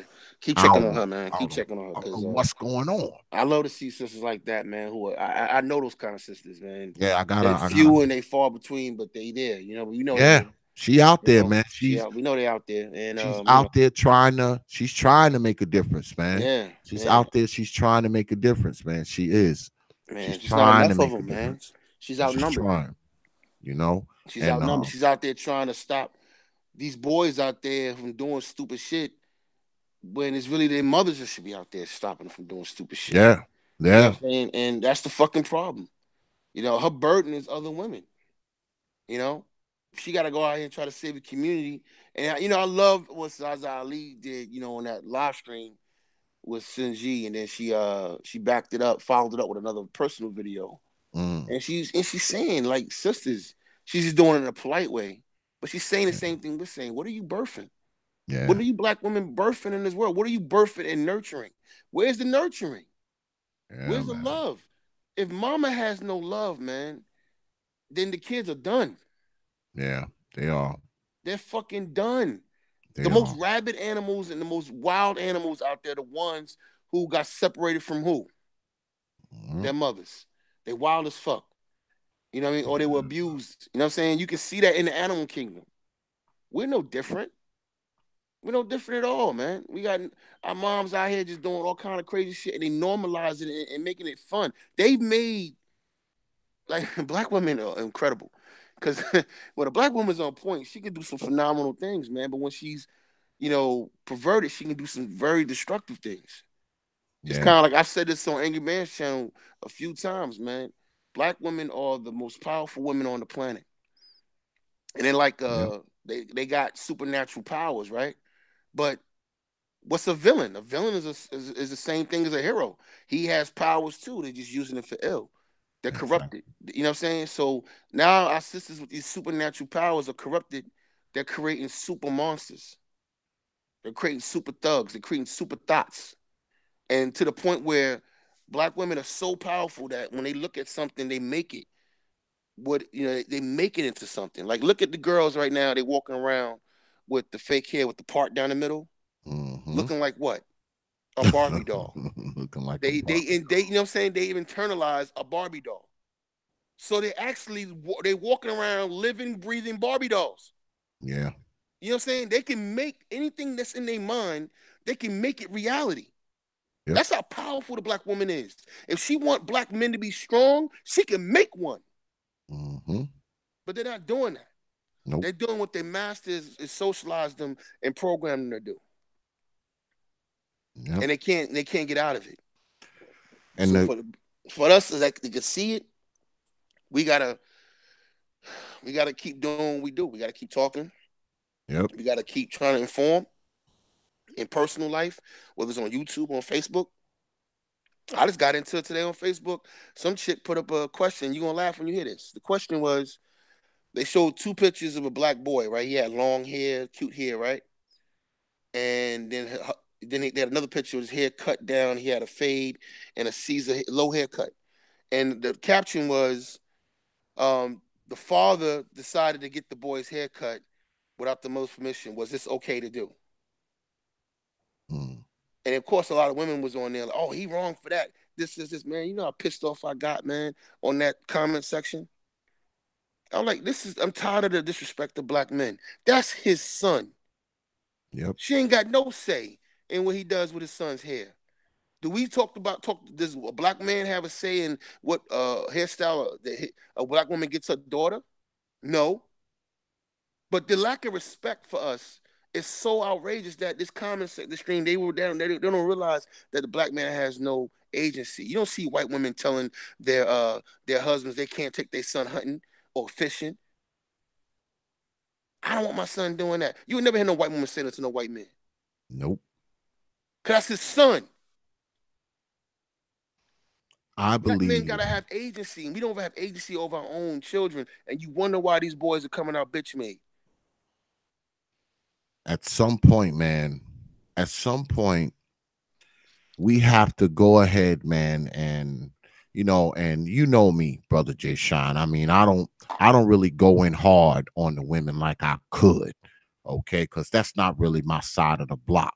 But Yeah, at some point, I'm forced to talk about these things because I want to let it be known that just because I don't talk about it does not mean that I don't understand what the hell is happening. Just because you don't hear me talk about it. right. All right. And I'm a true believer that the stuff that's going on in Chicago, because we was talking about Chicago tonight, the stuff that's going on in Chicago, man, I will almost guarantee that these goddamn women are in the center of it. They're in the center of it, even if they're not in the center of it deliberately. If they are, that's just more par for the course. But Right. they are at the center of this shit because they are producing these people who are killing people. Yeah. I mean, we're talking about people dying. We're not talking about the people who selling drugs. We're not talking about the people who stealing cars. We're not talking about the people who breaking in the stores. The hell with that. I'm talking about people just being killed. Yeah, talking about red rum. Yeah, murder. People being just killed, and most probably being killed, like I said earlier, for BS. Yeah, what BS. BlackRam said, they don't even care who's on the block. Yeah, they don't even care, man. He said that brothers tell him they just go in there and just shoot everything. They don't care for kids out there. They don't care if your 80-year-old grandmother's out there. They don't give a damn. They don't care if your 5-year-old is out there playing. They don't care if your 90-year-old grandma's out there. They don't care if your mama walking out there. They don't care if a dude's out there with his 2-year-old son. They don't care about none of that shit. You know why? Because they've been raised up by fucking people who didn't care about nothing. They were raised up not to care. You don't just stop not caring, man, overnight. You don't go to bed one night caring and wake up the next day not caring. That's some shit that's been groomed in your ass over the course of time. Okay? Yeah. So I don't want to hear that shit. You gotta have some corrective conversation. This is what this is right now. It's corrective conversation. Yep. If you don't have corrective conversation, then you're agreeing that there must be something wrong with black people naturally. Naturally is how we are, which is bullshit. Yeah, this is who we are. No, that's what you're saying. If you're saying that it's not their fault and they're not responsible for how their children are turning out, then you're saying that the same thing white people would say. Well, this is how niggas are. Yeah, that's niggas. That's what's happening. It's not the mothers. This is the way niggas are. It's just niggas. That's bullshit. We know that's bullshit. Yeah, we know it is. Yeah, we know it's bullshit, man. And I'm gonna throw a little monkey wrench in this too, man. There's gonna be some people who listen to this video or might hear some of this video and be like, yo, them brothers is stupid, man. It's not even black kids doing it. These are probably some white supremacists running around and Black Mass doing this shit. I'll tell you what. Let's say that's true, X. Watch this. Let's say that's true. Then you still wear the black men to protect the community. You're still not producing black men that protect the community. See, if you had black men in the community and you were raising black boys to be protectors and to be men, that shit couldn't happen. So there's no way around it. Nope. You see what I'm saying? Whether it's the black kids in the community doing it or it's some people outside the community coming in doing the killing, either way you cut it, the fucking community is unprotected. Yep. Because you raise bastard children. Yep. And you're having sex with men who ain't shit. And you're not trying to correct that by having sex with and having families with and building with men who got some sense. And I'm not even talking about street dudes versus, white collar dudes versus blue collar dudes. There's some good street dudes out there. What BlackRam said out there is completely true. He was still a street nigga, but he was doing something progressive and more constructive. And then he started getting ridiculed. Same thing happened to me. When I was an asshole and a dog, I got pounds of pussy. Pounds of pussy. So I started having some sense about myself and wanting to be about something and to have some structure to my life. That's when all the drama started and all the difficulty started with, having drama with women, having back and forth with women. When I was a fucking mindless, senseless monster, all I wanted to do was have some fun, drink, and have some sex. I had no problems with bitches, man. Exactly. None. Exactly. Zero problems. There's an issue there because I was still the same dude. I just stopped being a certain way. I stopped being irresponsible. You see what I'm saying? So there's a lot of street dudes, that's in the street, in the hood, that's about something. But you don't respect them. Nope. You only respect ratchet shit. You only respect backward shit. You only respect dog shit. You only respect thug shit. Yeah. It's been, you look at these places, man, like Chicago, man, and, it seemed like there's because like I said earlier, it's not just Chicago. It's places like Baltimore, St. Louis, and Memphis, Tennessee, and a whole bunch of other places. And these places have been, what has happened is these places, this nonsense that flows throughout certain geographical locations in Black society, it's almost like that shit's been kind of condensed and compacted in places like Chicago and Detroit and Memphis. And, that the BS parts about us have been concentrated in these places, because this kind of crap goes on all over the country, all over the world. But it just seems like this nonsense has been compacted in these places, man. Yeah. It's been condensed and it's on steroids. It's on steroids. So there has to be a reason for it. And I don't think the total reason is, the white man. I don't think the total reason is because men ain't around. I don't think the total reason is the educational system. I just don't believe that, man. I don't believe that is it. At some point, we have to go to where these people are originating from. We have to go there. I mean, I know we don't like to, but we have to go there. We have to seek the source. All right. We have to seek the and it's source. it's not just that men are not around, it's that men are not in leadership. Nope. They're not. I don't understand this mentality of this Ghana. This you know, what does sisters think is gonna happen? You think your matriarchy is gonna go against Korean patriarchy? Or Chinese patriarchy, or white patriarchy, or Indian patriarchy? You gonna think your little matriarchy in the Black African American community is gonna go up against all these patriarchies on the planet? I mean, at some point, So what's man, the fucking end game? It's so selfish when you think about it. There is no rhyme or reason. It's really on some real slow, close hold shit. I just want to do me. Yeah. I want to do what I want to do. I want to fuck who I want to fuck. I want my own crib. I want my own furniture. I want to go on girl trips. That's all it's about. Yep. There's no future to it. You look at the community, you look at our youth, and you say, well, you know what? I need new Manny and Petty. This is the kind of shit we're looking at. And that's on every level. That's not even the hood chicks. That's the chicks in middle class and the chicks that's doing well off. They don't give a fuck. Nope. There's no mama in them. They have no vision. Exactly. There is no mama in them, man. You know, they always say that, you know, you need to be more than a person who donated sperm to be somebody's father. Sometimes, man, guess what? You need to be more than somebody who done dropped the baby out of your damn vagina to be a mama. Okay, just because you see what it is, I think they satisfied. A lot of them are just satisfied with just having the child.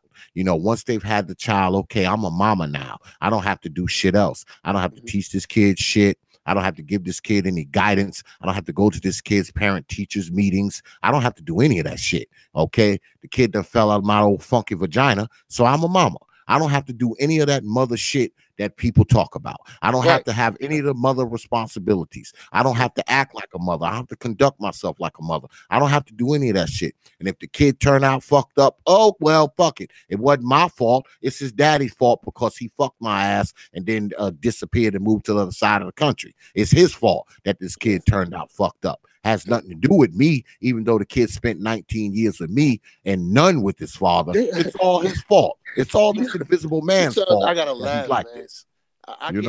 Sometimes I look at black women, I be in awe because the nerve of our sisters. Our sisters are us. Black men got nerve, and so do black women. Black women look you dead in your face and tell you how they're killing it in the game, how they're independent. They don't need no man. They can do it by themselves.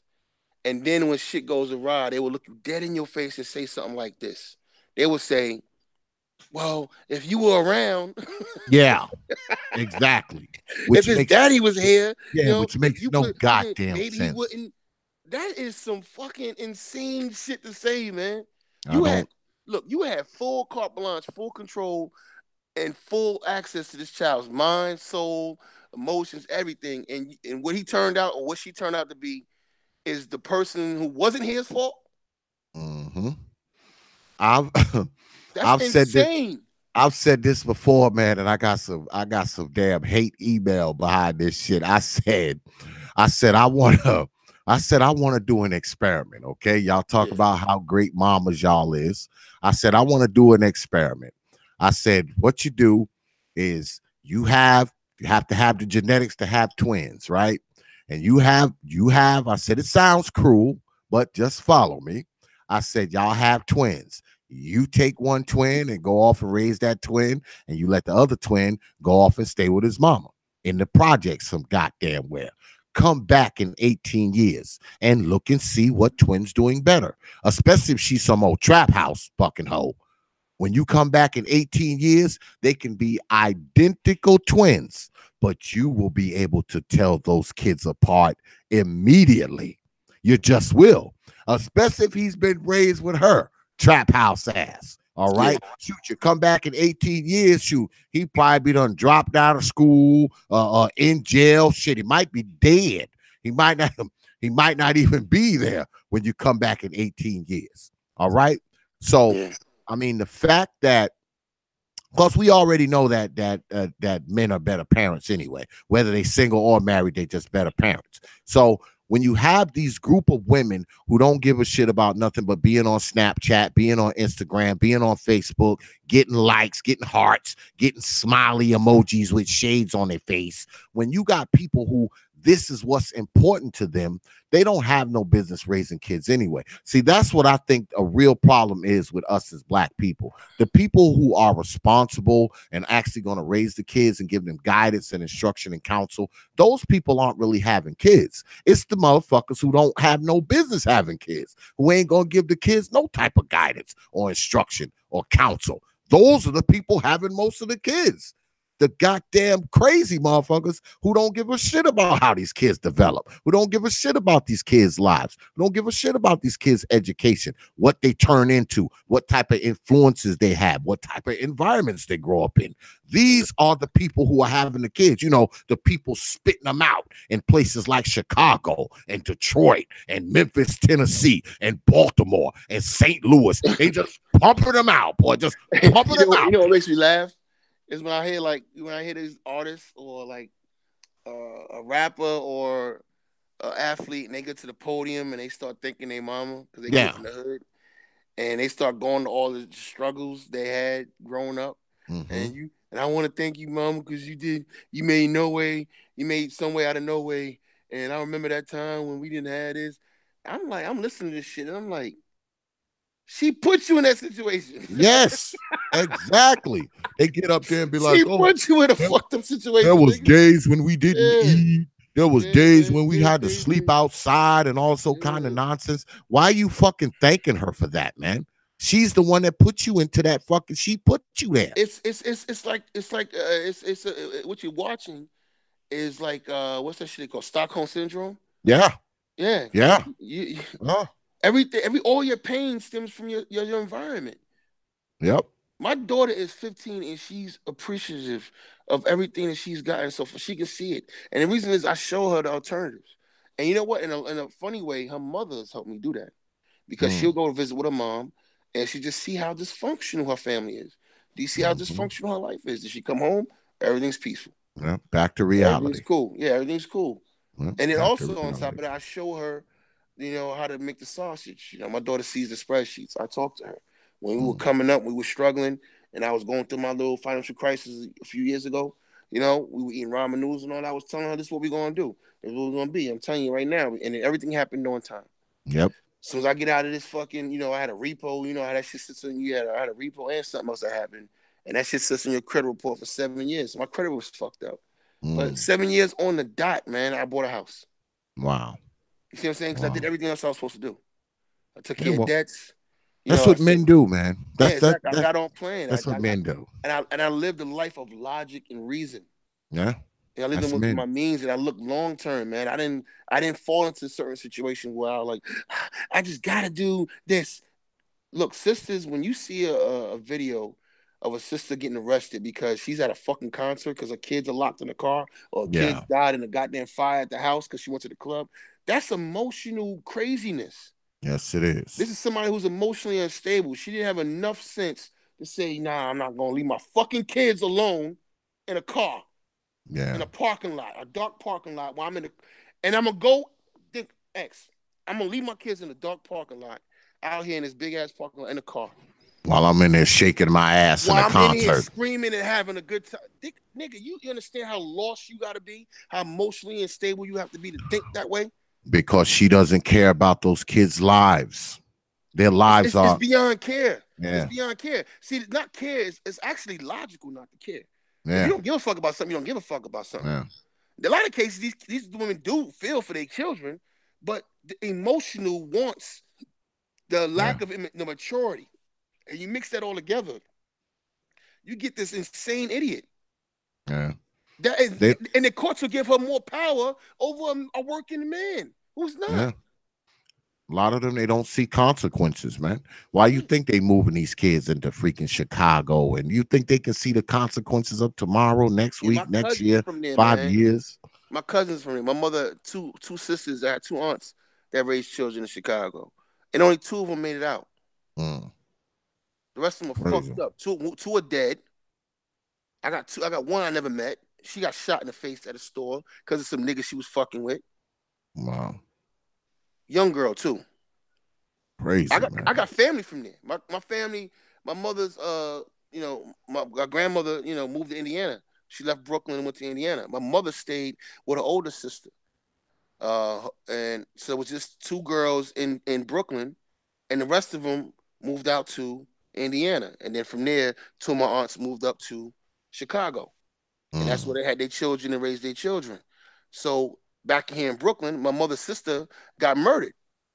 I Wow. remember my aunt. I was real young when it happened. But I remember being at her apartment. I remember one time we was running from a water bug and shit. And I was little.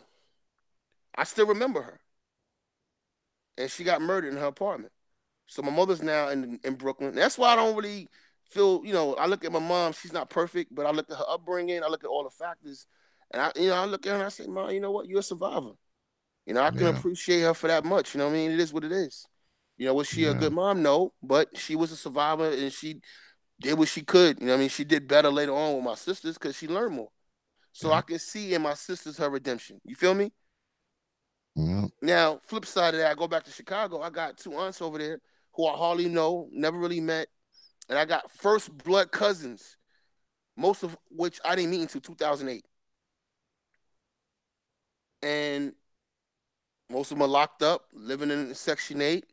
We go out to Wisconsin, which is right next door, where they pushed a lot of black people into these Section 8 homes right across the border, the state line. And they're pushing people out of Chicago right now too. Yeah. When they can. Yeah, So if you when want they to apply can. for housing and all that, you kind of the new hustle now is to move into Section 8 housing over in a different state. So I got cousins who did that, and I pull into this neighborhood. Me and my cousin, he drives me through there, and I mean, this shit is crazy when I'm walking through. I feel like I was back in the crack 80s. Yeah. You know what I'm saying? I'm stepping into houses with broken refrigerators and burnt up dirty stoves and shit. I'm like, hold up, I ain't seen no shit like this in a long time. Holes in the floor and all this kind of bullshit. And you know what's funny, X? It felt like home. Yeah. I'm home. It didn't feel that foreign. I just ain't seen it in a while, but it wasn't unfamiliar. You feel me? He said that shit felt like home. And it reminded me where I come from. Yeah. You see what I'm saying? It reminded me where we come from. I come from potted meat and spam, and when I went to the deli, I didn't get a pound of meat, nigga. I got $2 worth. $2 worth. Yeah, that's what we had. $2. I make it $2 a ham, $1.50 of cheese.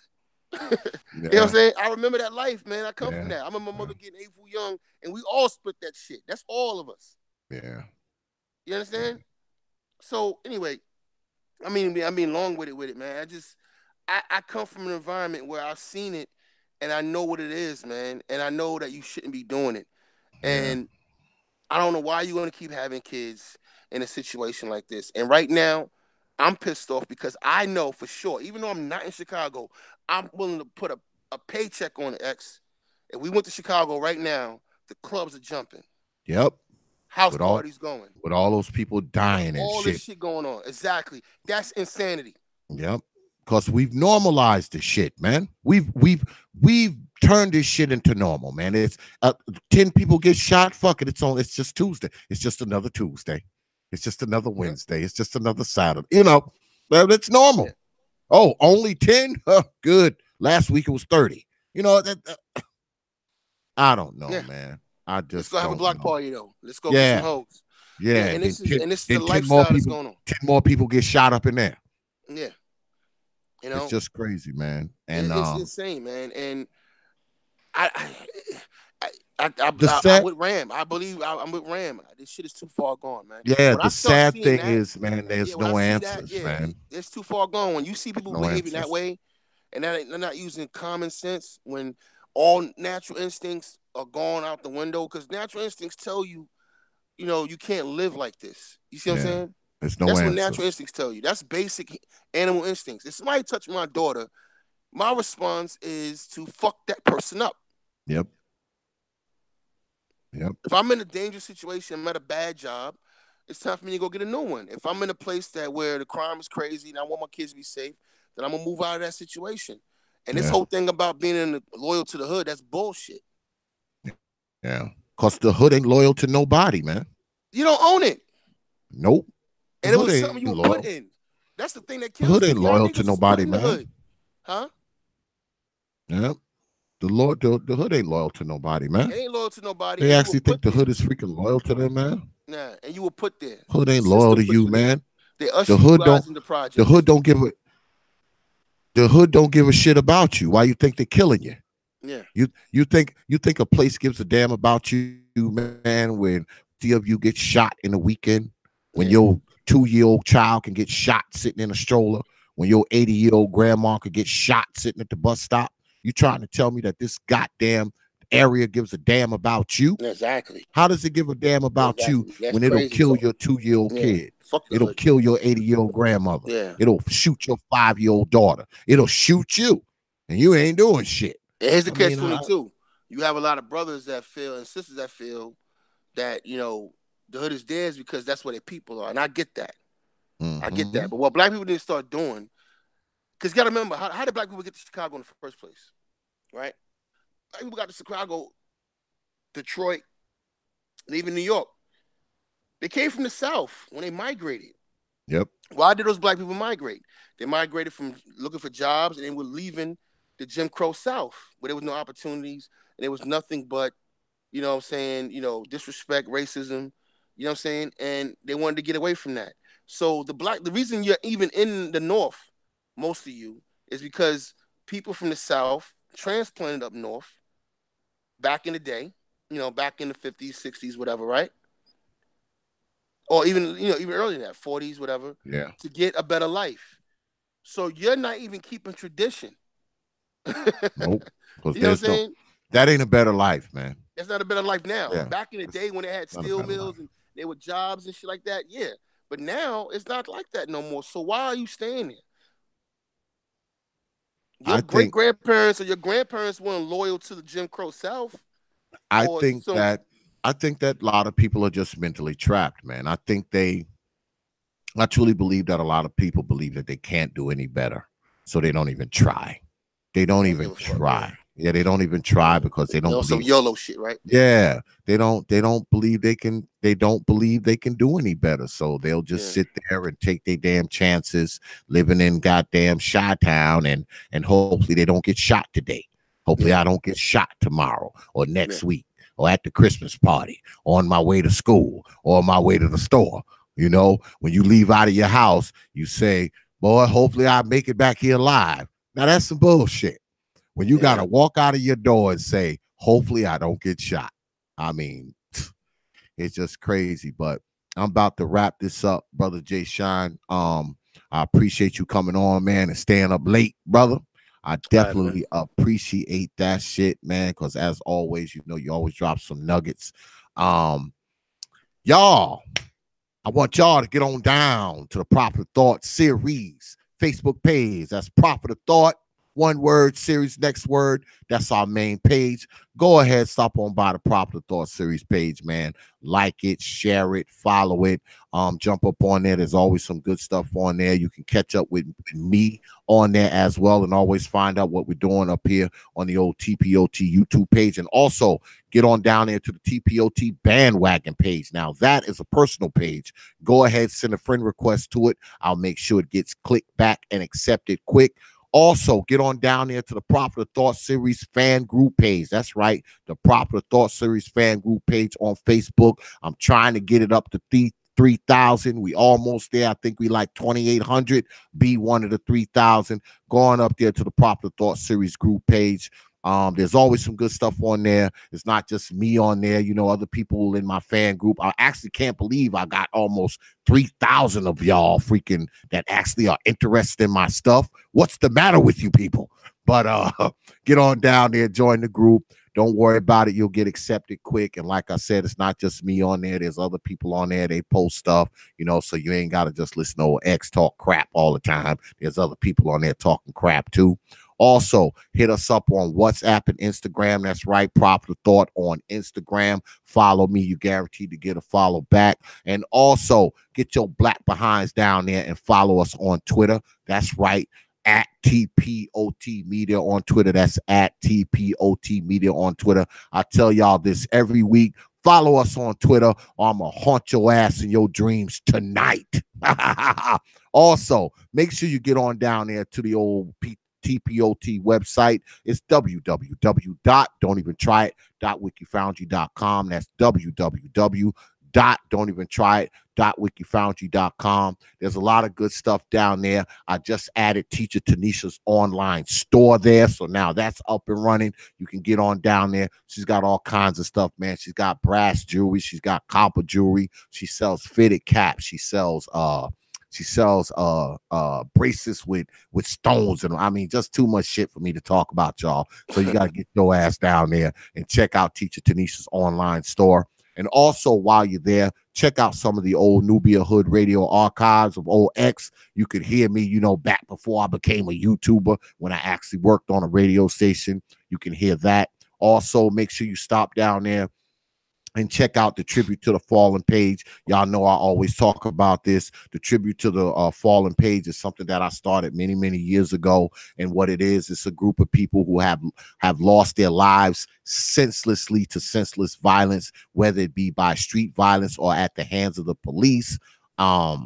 I put them on a Tribute to the Fallen carousel because I feel like they need to be honored as long as I'm around. If you have somebody that you want to be on the old Tribute to the Fallen page, make sure you send me their picture and their name, and I'll make sure they get on the old Tribute to the Fallen carousel. And like I always say, it doesn't have to be somebody that you know. It could be somebody you read about in the newspaper, in the newspaper, or seen on TV. Just make sure you send me the photograph and the name so I can put them up on the old Tribute to the Fallen carousel.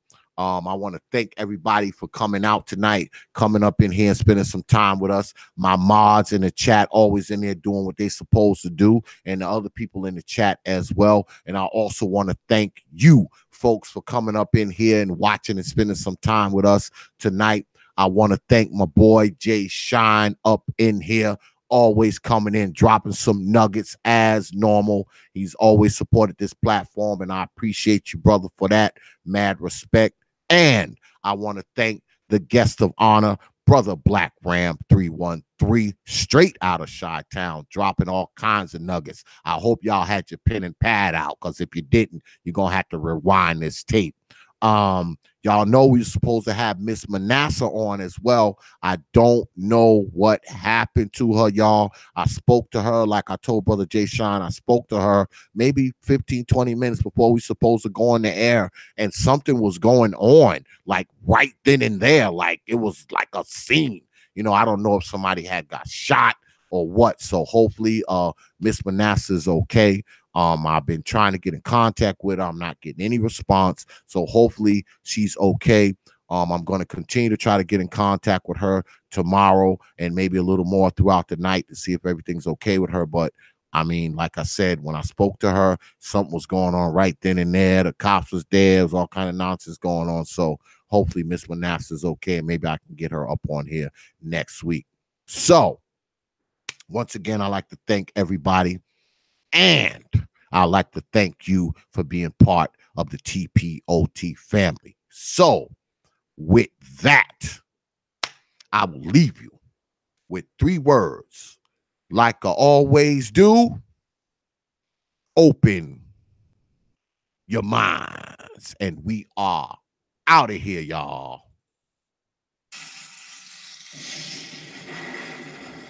Know what I mean? And I'm playing the wrong damn sound effect. Sorry, y'all. Playing the wrong shit.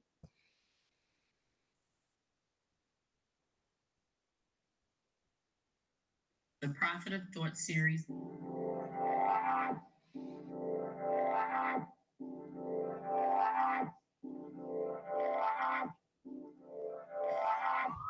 Peace, brother Jay Shine.